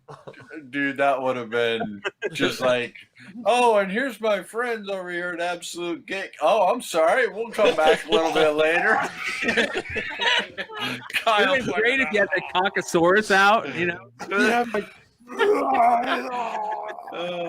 Everyone's like, oh, hey, let's go check out that podcast. They're talking about some real shit over there. Actually, What's that guy speculating? You don't want to know. Where's listener Tim, man? We got to get like you. either one of our moderators are in the chat tonight. We got one on the show, and there's no Michael or fucking Tim, the bastard. Dude, you guys got your mask, like and your lightsabers and shit. He needs to make some Caucasaurus keychains for Absolute Geek. Just put the Absolute Geek comics logo on there, the one behind you, Matt. Put it right on the Caucasaurus's chest, and fucking game over. Oh, the comic code? Sell all day. Put the ring right there. Yeah, absolutely. Like the Prince Albert. That'd be perfect. Yep. That'd be awesome. All right. Oh yeah. that'd be so cool. Oh god, it's such a bummer. We were talking about something so boring when you guys clicked over to watch. Yeah. Totally missed when the other shoe dropped. Oh my god, by minutes. Minutes. I mean, If that you could guys have. jumped over 10 minutes later. That's what you would have seen. If you'd have came 10 minutes later, I was damn near in tears, and Kyle was hanging himself with a belt while jerking off. Matt was putting a bag over his face. Matt was choking himself with a bag. Oh, that could have got bad quick. Yeah, went through a whole scenario about how online conventions and meet and greets can go wrong. Talked about, like I said, you measuring Scarlett Johansson against a burnt match. Just got her superimposed. The whole premise of it was we were talking about, with how, someone in the chat had even mentioned 9/11 changed the way we travel. And we were talking about how, now with the cons being shut down and canceled and everything, changing, it could change, the future concerts, cons, everything. So what's going on? And then it got into they canceled it. They canceled it, and they're not giving refunds. Really? Come back next year or fuck you. That's pretty much what it is. Wow. Way to piss off Phoenix even more, you guys. Way to go. It's like the So couldn't then- do any worse. So then we started talking about, well, the only, way around or into that is, video logs. And then we all at the same time kind of realized, hey, we're looking at it from us to them. What if we put ourselves in those shoes and you get someone that's on a video talk or chat or whatever? So you got Scarlett Johansson standing, sitting in a room talking to 300 people. Out of those 299 guys that are sitting there jerking off, hanging themselves with a belt, you got McClay over there with a match comparing Scarlett like, hey, you're burnt, it's done. Checking her char level. Oh my god. And then that went on for quite a while, and it was funnier than hell. And then you're like, oh yeah, we clicked on over, and the first thing in my mind is, oh god. not the first impression I wanted to lay down on a bunch of new people. I bet you we got a bunch of people to come over. Sure we did.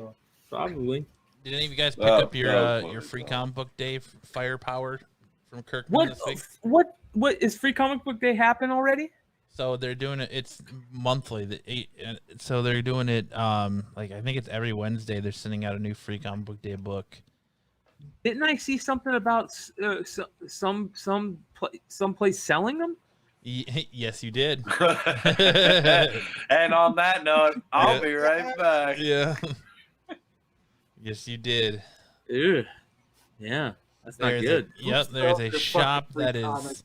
is refusing to give them out. You have to, one, be a box holder at his store, and two, you have to buy them. They are not Free Comic Book Day books. I gotta pay for them. You gotta pay for them. Yep. How much do comic stores got to pay for them? Let's talk about that. So Alex, my buddy who works at Samurai, who's a manager at Samurai in Glendale, said that they pay about 25 cents an issue for the Free Comic Book Day books. And can you choose which ones you want to buy? Well, normally you get them. So normally Free Comic Book Day, they're just sitting on a table and you just pick the ones you want. No, I'm talking about the comic shop. So like a comic shop could go, okay, I'm just gonna buy the ones that I know are gonna be hot. Or do you have to in order to get the hot ones, you got to buy them all? I don't know how the shipping works. He didn't say about that. Okay, because I'm gonna play devil's advocate here for a second and say, I would ask. You're a shop. Shit isn't going well. Oh, here we go. 25 cents per book, and you have to buy all the books? Let's just say we got a dude who works at a shop in the chat. Let's have him chime in how they're doing His it. name right, Matt. I can't. Yeah, so sorry. It's fun. I'm gonna fuck it up. I'm not even gonna say it. My So- man from Fantastic World. There you go. Yeah. So if that's let's go back Because to playing I don't devil's know. advocate. Like Corbin says Esteban and nobody corrects him. So that's why I heard it that way, and that's why I said it that way. I think that if you have a store right now that isn't making very good money, right? And they say you have to buy these books. Oh, you can pick and choose. Oh, that makes it worse because I was playing devil's advocate, and I was going to say if they say you have to buy them all just to get the hot ones, then you're spending a bunch of money to get them all just to get the hot ones, and your customers just want the hot ones. I would understand maybe having to make a little bit of money off of them, but when he says you can pick and choose, that kind of changes things. So the interesting thing about this Firepower book, though, is like it got put in my box because I subscribed to The Walking Dead, so I got the Negan Lives in there, and because it was Kirkman, they put it in my box. But the interesting thing about Firepower #1 is that they released a prequel series in a trade the same day. So you got the prequel series, and then the actual first issue is the Free Comic Book Day issue. So you got a trade of the prequel series. It's called Firepower. I haven't read it yet, but it was one of the Free Comic Book Days. You see the cover? And it's Kirkman, huh? Yep. That's dope. He's doing superhero shit again? It's more like martial arts type stuff, I believe. I think he has like a very... I haven't really read through it yet, like I said, I haven't read it yet, but I think it's more it seems like it's more martial arts based. Just flipping through it, kind of like Iron Fist type shit. But yeah, so like the big one everyone's specking on, and I'm sure you know this, is the Spider-Man Venom one because of Anti-Venom. Yes. But correct me if I'm wrong, technically Anti-Venom's first appearance is Venom 25 that's already come out. Not Anti-Venom, Virus. Or Virus, sorry. Yes, Virus. Virus's first appearance is Venom 25, which has already come out. Venom 25, right? Well, he's in the interiors also. Oh, he is? Yeah. Okay, because I remember there was a cover, like a Greg Horn cover, right? Or a Greg Land cover, Greg Horn or Greg Land, I can't remember. One of the two, where it was like a store variant, and it was maybe the issue before, and he put them on the cover of a store variant. So that's tricky. But yeah, you're right. If there's a book that already has him in it, then that Free Comic Book Day shit. So, and here's the other thing. Like, specking on Free Comic Book Day is really weird. Some people think it's cheesy because they're free books. Mm-hmm. Some books though, like let's look at Umbrella Academy, right? That Free Comic Book Day Umbrella Academy, I think that's a good book. Other books, but there's certain books but this sounds a little iffy if he's already been in an issue. Well, yeah, because of the Corona, it screwed everything up because the Free Comic Book Day stuff was supposed to come out before issue 25, and then with Corona stopping everything, when they pushed it, issue 25 came out before the Free Comic Book Day stuff. So he's pushing this book as this is Virus's first appearance. If you want it at my store, I'm only selling it to customers. I'm only selling it to people who have boxes here. You have to buy it. If you're not a box owner at my store, fuck you. You're not buying it here. Go somewhere else. And it's like he's saying, because you're just going to try to spec on this book, don't call me, don't show up here, because I'm not selling it to you if you're not someone who shops at the store. Because to cut down speculators is he giving it to his people that are regular customers for free? He's making you charge for it. And Corbin's the one that flipped out about this, and like the kid who like finds a reason to, unless it's Batman related, try to find the light and everything, and he's the one that started flipping out about it first. Yeah, it's a little iffy, man. And he's the one that started calling shenanigans right off the bat. It's a weird world we live in. Yes, it is. But when, this person has made comment before when, we've been in his shop that he sells Free Comic Book Day books, that he doesn't give them out for free. Yeah. So, times are hard, man. Times are hard. They're not that hard. Not that hard, right? I don't know what to say. Like, that's like, what do you say? I You know, say, dude, okay, so do you step over $1 to pick up a dime because 10 is always bigger than 1? I'd rather give you a free comic book and take $400 from you for the next 6 months. but it's Like, a free really? comic book day. I give you a free $1 book and you come and spend $400 over the next month.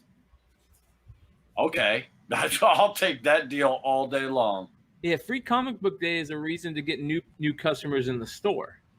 Mm-hmm. So if a new customer comes in and goes, "Hey, can I get a comic for Free Comic Book Day?" and you go, "No, it costs money," then they go, "What?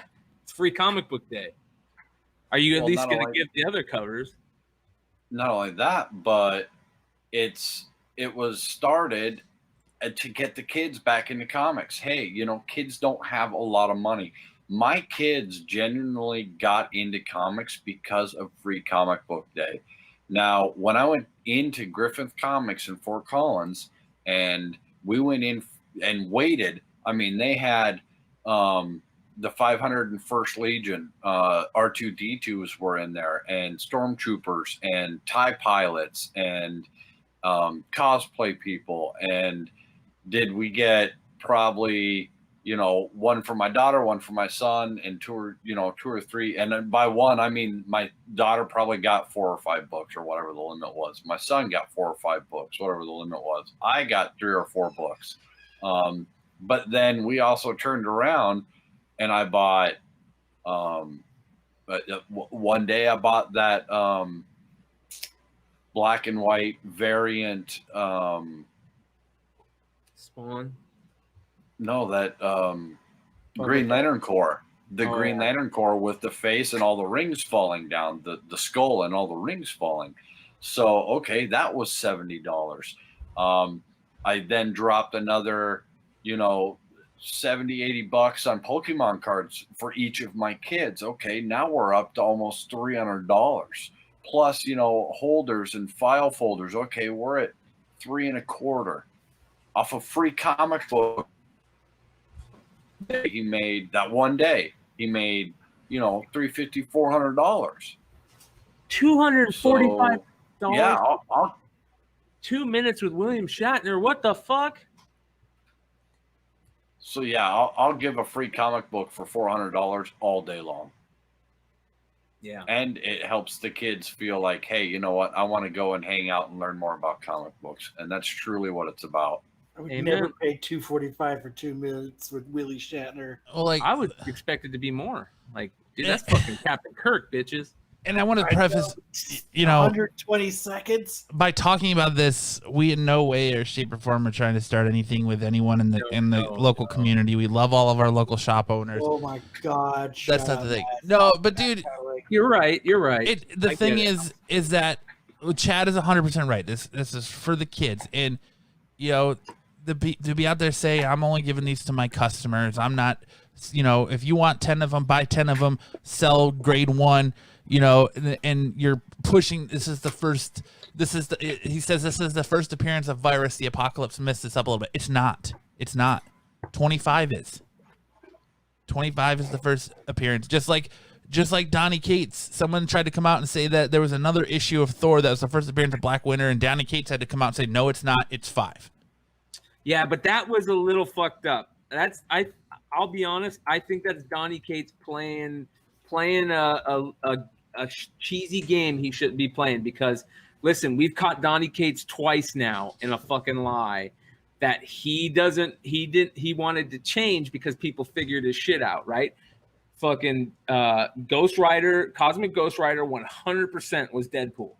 At 100% was Deadpool. Anybody that says it wasn't, you're crazy. That was Deadpool. When the fans found out, then he changed it to Punisher. And I think it smells the same way right now. Somebody said, oh, the first appearance of Black Winter in this book looks like the same thing in this book. And they do. They look very similar. It's a 3-eyed storm. You know what I mean? And somebody said, I wonder if he's pulling it from this book. And I think he got caught again. And just so he doesn't look like he doesn't get caught again, he said, no. Issue 5, it takes shape. So you actually see what its actual shape. But so, I mean, tell me, there he is, right there, 20 in Venom 25. First appearance and not first appearance. That's Virus, right? Yeah. Yeah. See, that's what I'm looking. Let's see here. So he was also on Venom number 25, the variant. This one right here. Let me show you. So what was that? Was that Secret Wars 8 or was that Team Up 141? Is on that one too. Let's see here. Oh, ASM 252. This is the Greg Horn variant of 25. There you go. So yeah. But that's the thing, is for you to be out there posting it and saying I'm only selling to my customers, and then saying this is a first appearance, and you're trying to tell them buy 10. It's not. You're like, you can tell the difference between someone who's in it for money and who's in it because they love the community and the passion of the book. And every comic book store owner is in it for money. Absolutely. Yeah, absolutely. Yeah. I get it. I mean, you don't go into business to You don't get rich giving away money. I totally understand. I totally get that.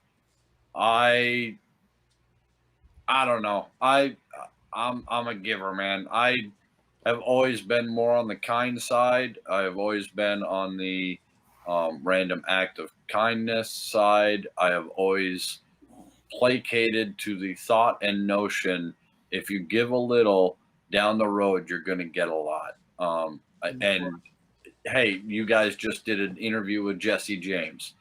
He will tell you all day long, I will give you a free comic. I'll give you 5 free comic book day comics, because for the next 6 years you're going to come to me and you're going to want more of my great books. And he has seen it, he has done it, he has shown it time and time again, out of being that random act of kindness. I get it, times are hard, we all have to work at it, we all have to, I totally understand and see both sides of it. But I'm the type of person, me personally, I'd rather give you free comic book day comics and have you come back and spend 3 times as much or 8 times as much, or I'll take that chance. Chuck just dropped a fucking bomb in chat. That is exactly what I was thinking. Chuck says 180 or 181. Exactly, right? If you look at that virus number 25 or that Venom number 25, that could be considered his first cameo. So now, again, we're getting into the first cameo, first full appearance game. It's about what you want to collect. So remember that. I don't want people to get into that game. It's about what you want to collect. And again, I guess the point of it here is more along the lines of maybe selling a free comic book day right out the gate, an issue right out the gate is a little harsh. My problem seems to be that not all shop owners are like this, but I know like Ken from Drawn to Comics, he's got a still polybagged first appearance or the Ultimate Spider-Man #1 Miles Morales, $700. He wants top dollar for it because he's scorned by the speculation market. Yeah, and that's what all of this is they're trying to capitalize on the spec market. It's a free comic book day book. Like, I understand you're paying 25 cents to it, but just think of the person who's going to get into it if they get that book. Not everyone's there to speculate. And you're alienating your customer base by most people are there for free shit. Well, the post says, if who are you to ask for free shit if you're not going to buy anything? That's what the free comic book day is for. I didn't even hear what you said. What did you say, Kyle? He said they're there for free shit. That's what it is. It's free comic book day. Yeah. But it's like Chad said. It's for the little. You get a hit every now and then in the free comic book day stuff, but it's there mainly for the little kids or the parents who are trying to get their kids into comics, and that's why free comic book day is a beautiful thing. For years, it was something that was fun. That it was my kids and my nephews and my niece. We'd all go to free comic book day, and like my nephews would dress up and we'd walk around and get free comics. And it's a really cool way for families. It's something cool to go out and do. And you see a lot of people coming out for free comic book day, but everyone's going for free shit. Yeah. But isn't that the whole point of it though? Isn't that why it's called free comic book day? Because you're going for the free shit? It's kind of in the title. Yeah. It's like Boy Scouts. I mean, last time I checked, it's written right on the top of the fucking book, free comic book day. And they use that to push you coming in the stores because they're hoping you go in there and buy something or you get hooked and come back. Like I was talking to Alex at Samurai, and he was like, we don't make anything on the free comic book day books. That's why we offer other sales in the store during that time to entice you to buy from us. You got it. So is there? I heard. Is there another store? Oh, I didn't mean to hit shutting that. down. My bad. Is there another store that's shutting down in the Not valley? that I've heard of. I heard that there's some stores closing because of the spike in COVID numbers. Oh, okay. But I haven't heard anything is like closing permanently.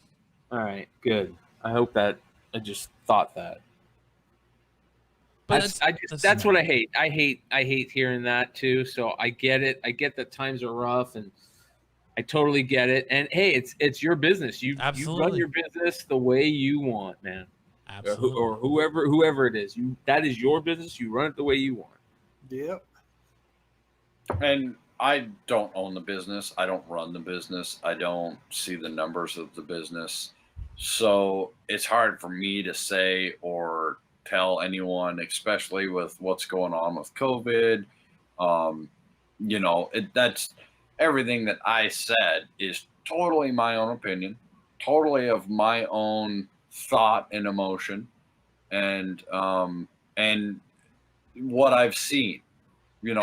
As far as going there for free comics and spending $300 to $400 on free comic book day, but also, giving back to the community. There's a reason this community's huge. I mean, freaking huge. But we're all here. Hell, half of the reason I know Kyle is because he had, a Nightwing sticker on his car. And the first day I show up at work, I'm like, dude, I got to know that guy. Like anyone with a. Most people say about me. I don't. I say, fuck, I wish I didn't know that guy. that guy's legit. That guy's real deal.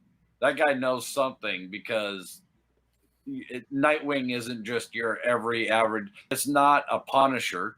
I mean, how many Punisher stickers do you see on the trucks? And you're like, oh, nice Punisher sticker. They're like, what are you talking about? It's like, dude, that big giant skull you have plastered 45 times all over your tiny wiener, fucking lifted Ford F-150 with bad shocks and a bumper falling off, and that's from a comic book. I didn't know that. It's just asking if Black Winter. Oh, sorry. Go ahead, Chad. My bad. No, it just so sucks. That's just kind of. I don't know. That's just my take. You put it out there, you bring it out there, you get more people in there, and it's a big community. And the more acts of kindness that you do, the more likely they're going to come back to you tenfold. Yeah.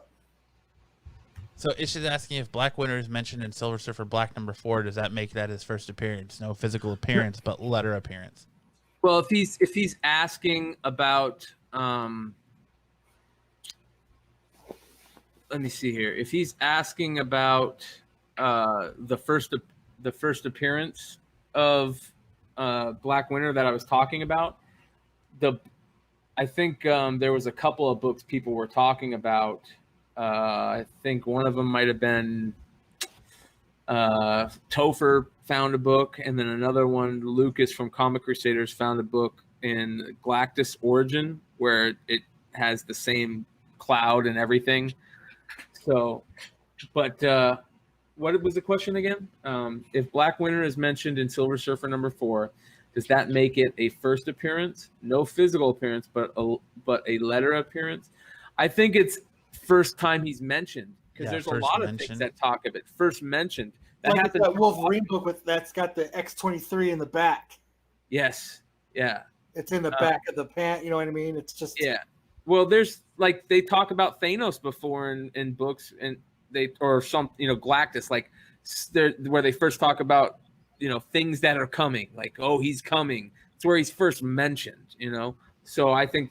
And if you look at like old wizards and stuff, I think that's how and Overstreet guides, I think that's how they talk about it. But that's a great question. That's a great question. Here's how I'll state these first appearances, these like early advertising appearances, and the first time they're mentioned. If it's your favorite character and you want to get them all, Brian Wood from Simple Man's Comics likes to always say, you play the Pokemon game with certain characters. You got to get them all, right? If that is your favorite character, if your Wolverine's your favorite character, you're buying that Marvel Premiere 19 because it has the ad in it. You're buying Thor 119 because it has the ad in it. You're buying. Which one had the ad for Nightwing in it?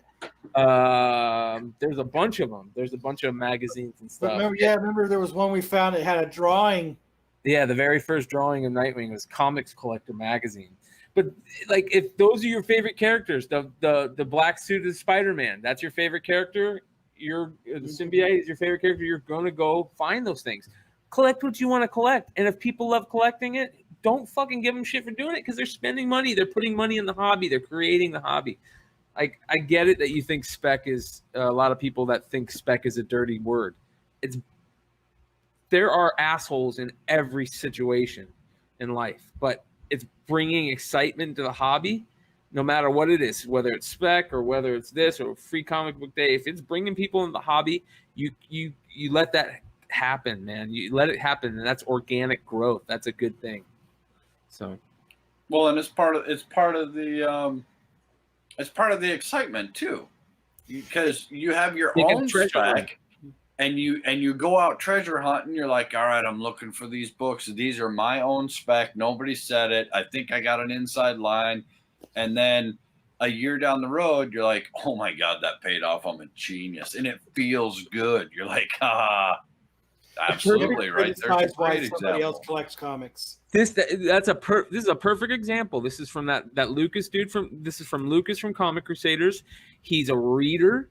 He's the same guy that told me about the Galactus weather, the early origin spec and all that stuff. The dude's a reader. He reads weekly, and he said, "Oh, I remember this happened in an old book. What book was it?" Went and found it. Went and verified it. Reread it. Checked everything, and he found this shit, and nobody would know. Like, you know what I mean? Like, I'm sure there's other people that might have known it before him, but that's what I mean. There's people that read books and that do that, and they like doing that. That's good for the hobby. Yeah, it's fun to hunt. It's fun to hunt. If you're going to go for a long spec, use a large caliber. If you're going to do a short spec, like a 9 mil ought to do it. Maybe a 338, something quick and easy.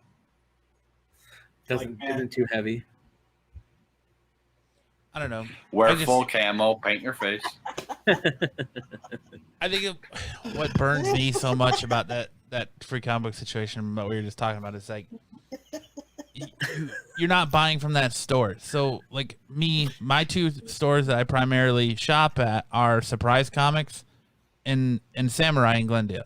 So I've got a box at Samurai, but I don't at Surprise. But I shop both stores because I don't want to start a box at Surprise because they open at 9 a.m. I can get in there and get the variant covers I want, the issues I want, things that I know I'm not going to be able to get at Samurai.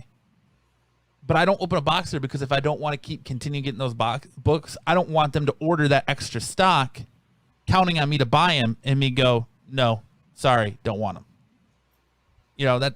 That's my thing, is like, you're alienating your customer base that even they might shop 2 different stores and just don't want to do that to you, because I don't want to be that guy that doesn't buy his box because he doesn't want those books that week, So I shop 2 different stores because if I know I can get this cover at Surprise and I can get in there at 9 a.m. on a Wednesday to get it versus having to wait until 11 at Samurai if it's even there. So it's like I do shop both stores, but buy my box from Samurai and get my off-edited stuff from Surprise. So should I be excluded from buying a free comic book day from your store because I'm not a box holder there? Because I'm doing you the justice of not wasting your money by being like, no, I don't want that book? Yeah. You're ordering that book to fill that order.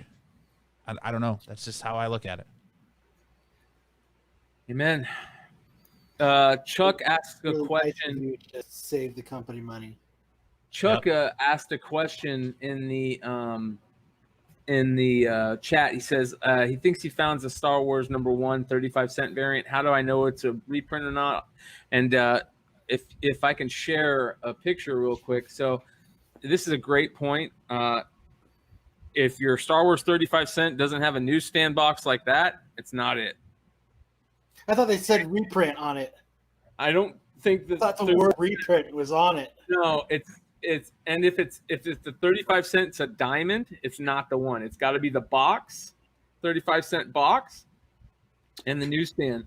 The reprints came in these packs, and the reprints have the diamond and nothing in the box. So most of them do say reprint. I think on after #1, but I think it's the 30-cent that had the reprint on all of them, not on the. Well, yeah, 35. Only the 35. That's what I'm saying. If it says 35 cents on it most likely has the diamond on it. If it has the square box, no, go back down. You're right. No, see, it does say reprint right there, right next to them. Where? Far right-hand box, 35 Yeah, cent. one of the diamonds. There is a diamond without it though. See right here, diamond. Yeah, yeah, and So but that's any diamond is a reprint, right? So these are reprints. One says reprint and one doesn't. The original right, is right. the box with the newsstand. So, Yep. and this is a great thing to bring up. So Star Wars #1 was released in 1977, and just before the movie, they released part 1 of the movie adaptation of The New Hope, the comic. At this time, Marvel was experimenting with a 5-cent price increase, and they charged 35-cent copies in a select few cities, test cities, on newsstands. So that's all the Midwest, right? Yeah, in the a lot in the Midwest. I don't know if all of them, but it says here Star Wars was in Memphis, Toledo, Tuscaloosa, and Wilmington. So I love shit like that. Only 35-cent variants only came from a very small part of the country. I think there's only around, it says Overstreet suggests there's only around 1,500 copies that were printed. That's awesome. That's awesome, guys. Whoever, if you ever find the original or can get it at a low price, great book to have. Low price. Low price for that book. You're 11 grand. Yeah, well, I don't know what it is now, but they're up there. Great question. They're up there.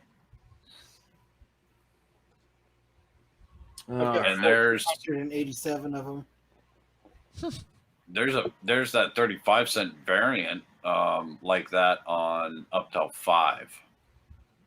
Do you remember when Jesse was telling us to buy Rick and Morty, and we all said, "Yeah, no thanks." Yeah.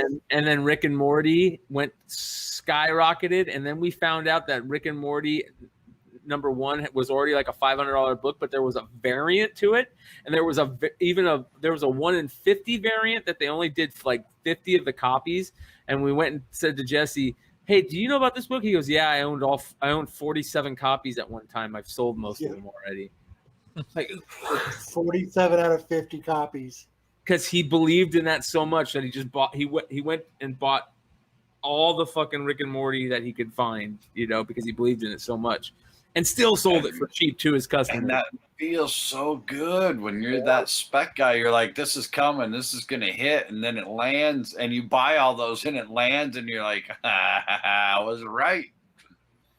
It just feels good, like finding a $40 or $50, $200 book in a dollar bin, and going, But the crazy thing about Jesse is when he had those books, nobody was talking about Rick and Morty, and I think that he just had a chance to buy a bunch of the Rick and Morty that was left from Oni or whoever was doing Rick and Morty, because he was doing deals with them. I'm not sure, but he's like, I believe in it. I'll sell it to my customers, and he was selling Rick and Morty and shit in his stores. He had stacks of them, all the variants, and he'd be like, cover price, you should buy one of these. You should buy one of these. You should buy one of these. No, I'm not going to buy Rick and Morty. Kyle and I went there to pick up books, and my book that I had bought, and they had a stack for Kyle, and it was Rick and Morty. And Yeah, I bought him now, dude. It was hilarious. It was awesome. I got him in there. He was selling a bunch of Rick and Mortys on one of his live shows, and I was like, I'll take them.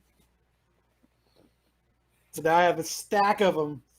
It's crazy, man. It's crazy. Spec is crazy. I've learned that if Jesse James says buy it, you buy it. Yeah. That guy he's got a spidey sense for some spec, and I'll say it again, man. He's just tried and true to his customers, and he'll sell you, he'll give you a free book for $400 down the road. He's got that that random act of kindness that keeps you coming back, and he sells good books at cheap price. And I think his motto of a store really should show a lot of people what's out there and what can be out there. Just keep the books moving out the door. Absolutely. It does you no good if it's sitting on your shelf. If it's sitting on your shelf, who made money? Because it wasn't you. Just move them along. Move them along. There'll always be another one. Yeah, yeah. You guys want to talk about anything else this week? I can't think of anything. Yeah. Yeah. There was a ton of news this week too. Yeah. Well, what do you guys think about the Batman situation? I heard the news that if things fall through with Keaton, that they're going to bring in Christian Bale. I think that's fucking awesome. And then they just signed Ben Affleck back for HBO Max Batman stuff. I think that's awesome because that means Justice League is going to be Fantastic. lit. Yep, it's going to be the shit. They're filming new scenes for fucking the Snyder Cut. Ooh-wee. It didn't take long for Batflick to go, I'll do Batman again. I just don't like Ben as Batman. I don't know. Did you hear what Cyborg, the dude that played Cyborg, said about Whedon? Yeah. He said Whedon was a fucking piece of shit to all the actors on set. He was an asshole. He treated everybody like shit. He treated the crew like shit. He's a prima donna. And most of the cuts and stuff, were probably because of him. And he also said that he was totally enabled by Jeff Johns and one of the other producers, which kind of sucks because I'm a Jeff Johns fan. But yeah, he basically called Jeff Johns a piece of shit too. Yeah. So Really? yeah, because he said I didn't hear that. Snyder had.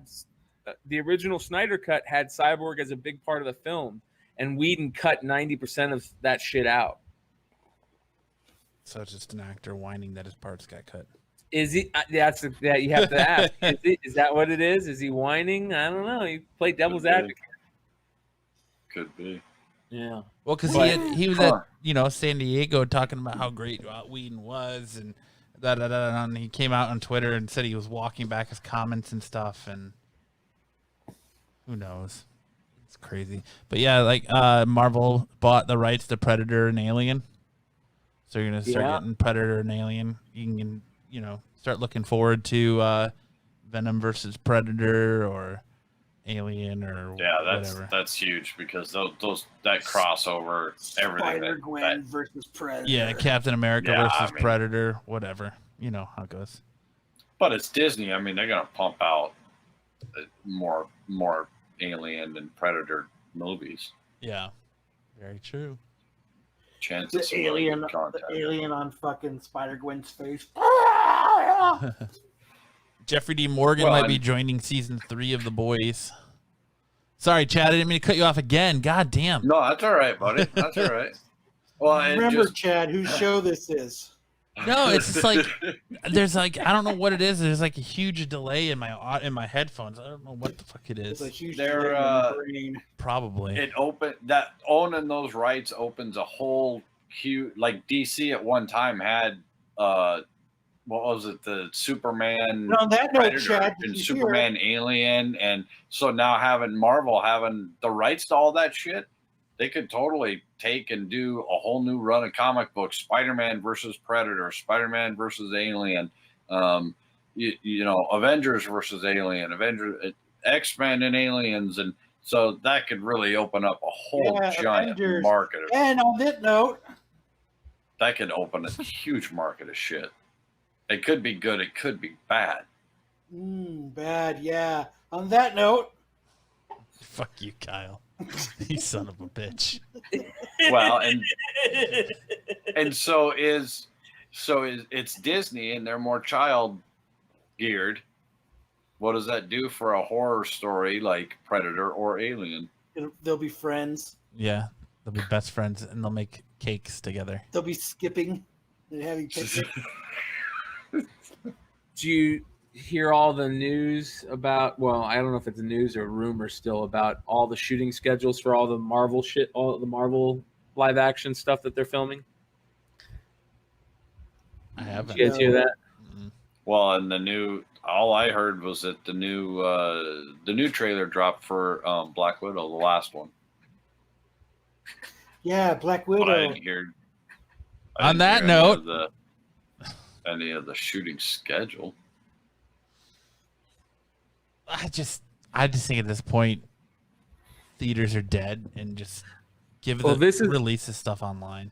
I'm not gonna say where I found this or where I heard if it's real or not. It's I we think got this covered, isn't it? It could be, I don't know, but it says today we saw the info on an August restart, and people have really been high on that. I like to channel leak. Let's see here. The plan. I think this might be. I'm not sure where this is from. Hold on here. Both Loki and the Falcon would get going again at Pine. Oh, it says here. The plan is for things to restart in Atlanta on August 17th. Both Loki and Falcon would get going again at Pinewood. Then after that, Falcon had more to do in Atlanta at a set they already used previously. I could tell you what or who they want. Falcon, it sounds like, is off to Prague to film for 9 days. And if everything goes according to plan, they're very likely to be able to get on Disney Plus before the end of 2020. WandaVision is heading to LA with the skeleton crew to do some exteriors and some stage work. Loki is looking to pick back up, but has well over 2 months of filming left. Miss Marvel was supposed to start in mid-August, but there's no studio space until the Falcon is done. Hawkeye was supposed to be there in September, but there's no studio space until Loki is done. Shang-Chi was scheduled to wrap in June 30th, so that means that they still have three plus months left of shooting. Thor was supposed to be starting in August and probably should be pushed back next year now because of Shang-Chi. Yada, yada, yada, yada. It just starts. So, more craziness because of COVID. Yeah, crazy. Hurry up and wait. Yeah. There you go. All right. Well, I want to give a big shout out to TKO Studios real quick. TKO Studios was nice enough to send us some trades and some other goodies here. You can go to them at tkospresents.com. The link will be in the comment section below. If you decide to get some stuff from them and let me pull this back up. You use discount code AGP20. You get a discount on books like Sarah or Seven Deadly Sins, or by who wrote this one? This is Now it sounds like Spinner Rack. I can't remember. And then Sentient by Jeff Lemire. And the cool things about this is you can choose to get the trade from them, or you can buy these box sets, which are first printings of each individual issue. That's badass. So thanks to them That's pretty cool. for sending those to us. But yeah, I didn't get shit. There ain't no us. it's us. Son of a bitch. Fucking salty. Right? Salty. What'd you get, Brian? Did they send you something? I ain't get shit, man. There ain't no us. There ain't no I in team. Yeah, there ain't no we either. There ain't no we, and I got sent books. Sarah's by Garth Ennis, or Ennis, Oh, however you want to pronounce it. But maybe we'll give those away or something going forward. But if you go to tkopresents.com, you get 20% off of all TKO products by using discount code AGP20. Matt 20. So there you go. Get some cool books. Some trades or individual issues. There's no I in Team 20. Hey, I can't help that it came to my address addressed to Absolute Geek. Like, what do you want from me? I can't help it. Just happens. For you, Kyle, no podcast bucks. Right? Right? It's crowning. Yeah. That is We got this. I didn't get a goddamn thing. well, You got a baby seal poking out. yeah, he does. He's a little ornery. He needs his nipple and his night. I mean, Jesus, it is almost midnight already. But you got anybody else got anything else this week? No, man. Good show. Long show. Good show. It was. Very good show. All right, guys. Well, if this is your first time hanging out with us on YouTube, thank you for watching. Make sure to hit that like and subscribe button. And hit that notification bell so you're notified when we go live every Friday night at 7:30 p.m. Mountain Look at my Standard buddies over Time. here, Absolute Geek. If this is your first time listening to us back on the playback on Monday, please make sure to hit that like, subscribe button, leave us a review, as it goes a long way in helping us in our podcasting standings. We need those. Those guys should come out of the hot tent. Yeah. For this week's episode of Absolute Geek Podcast, I'm Matt. I'm Kyle. I'm Brian. I'm Solo's Wookie. Saying, remember, when you go into a online panel, keep your pants on and no belts around your neck. Remember, there's no I in free books. Salty fucker.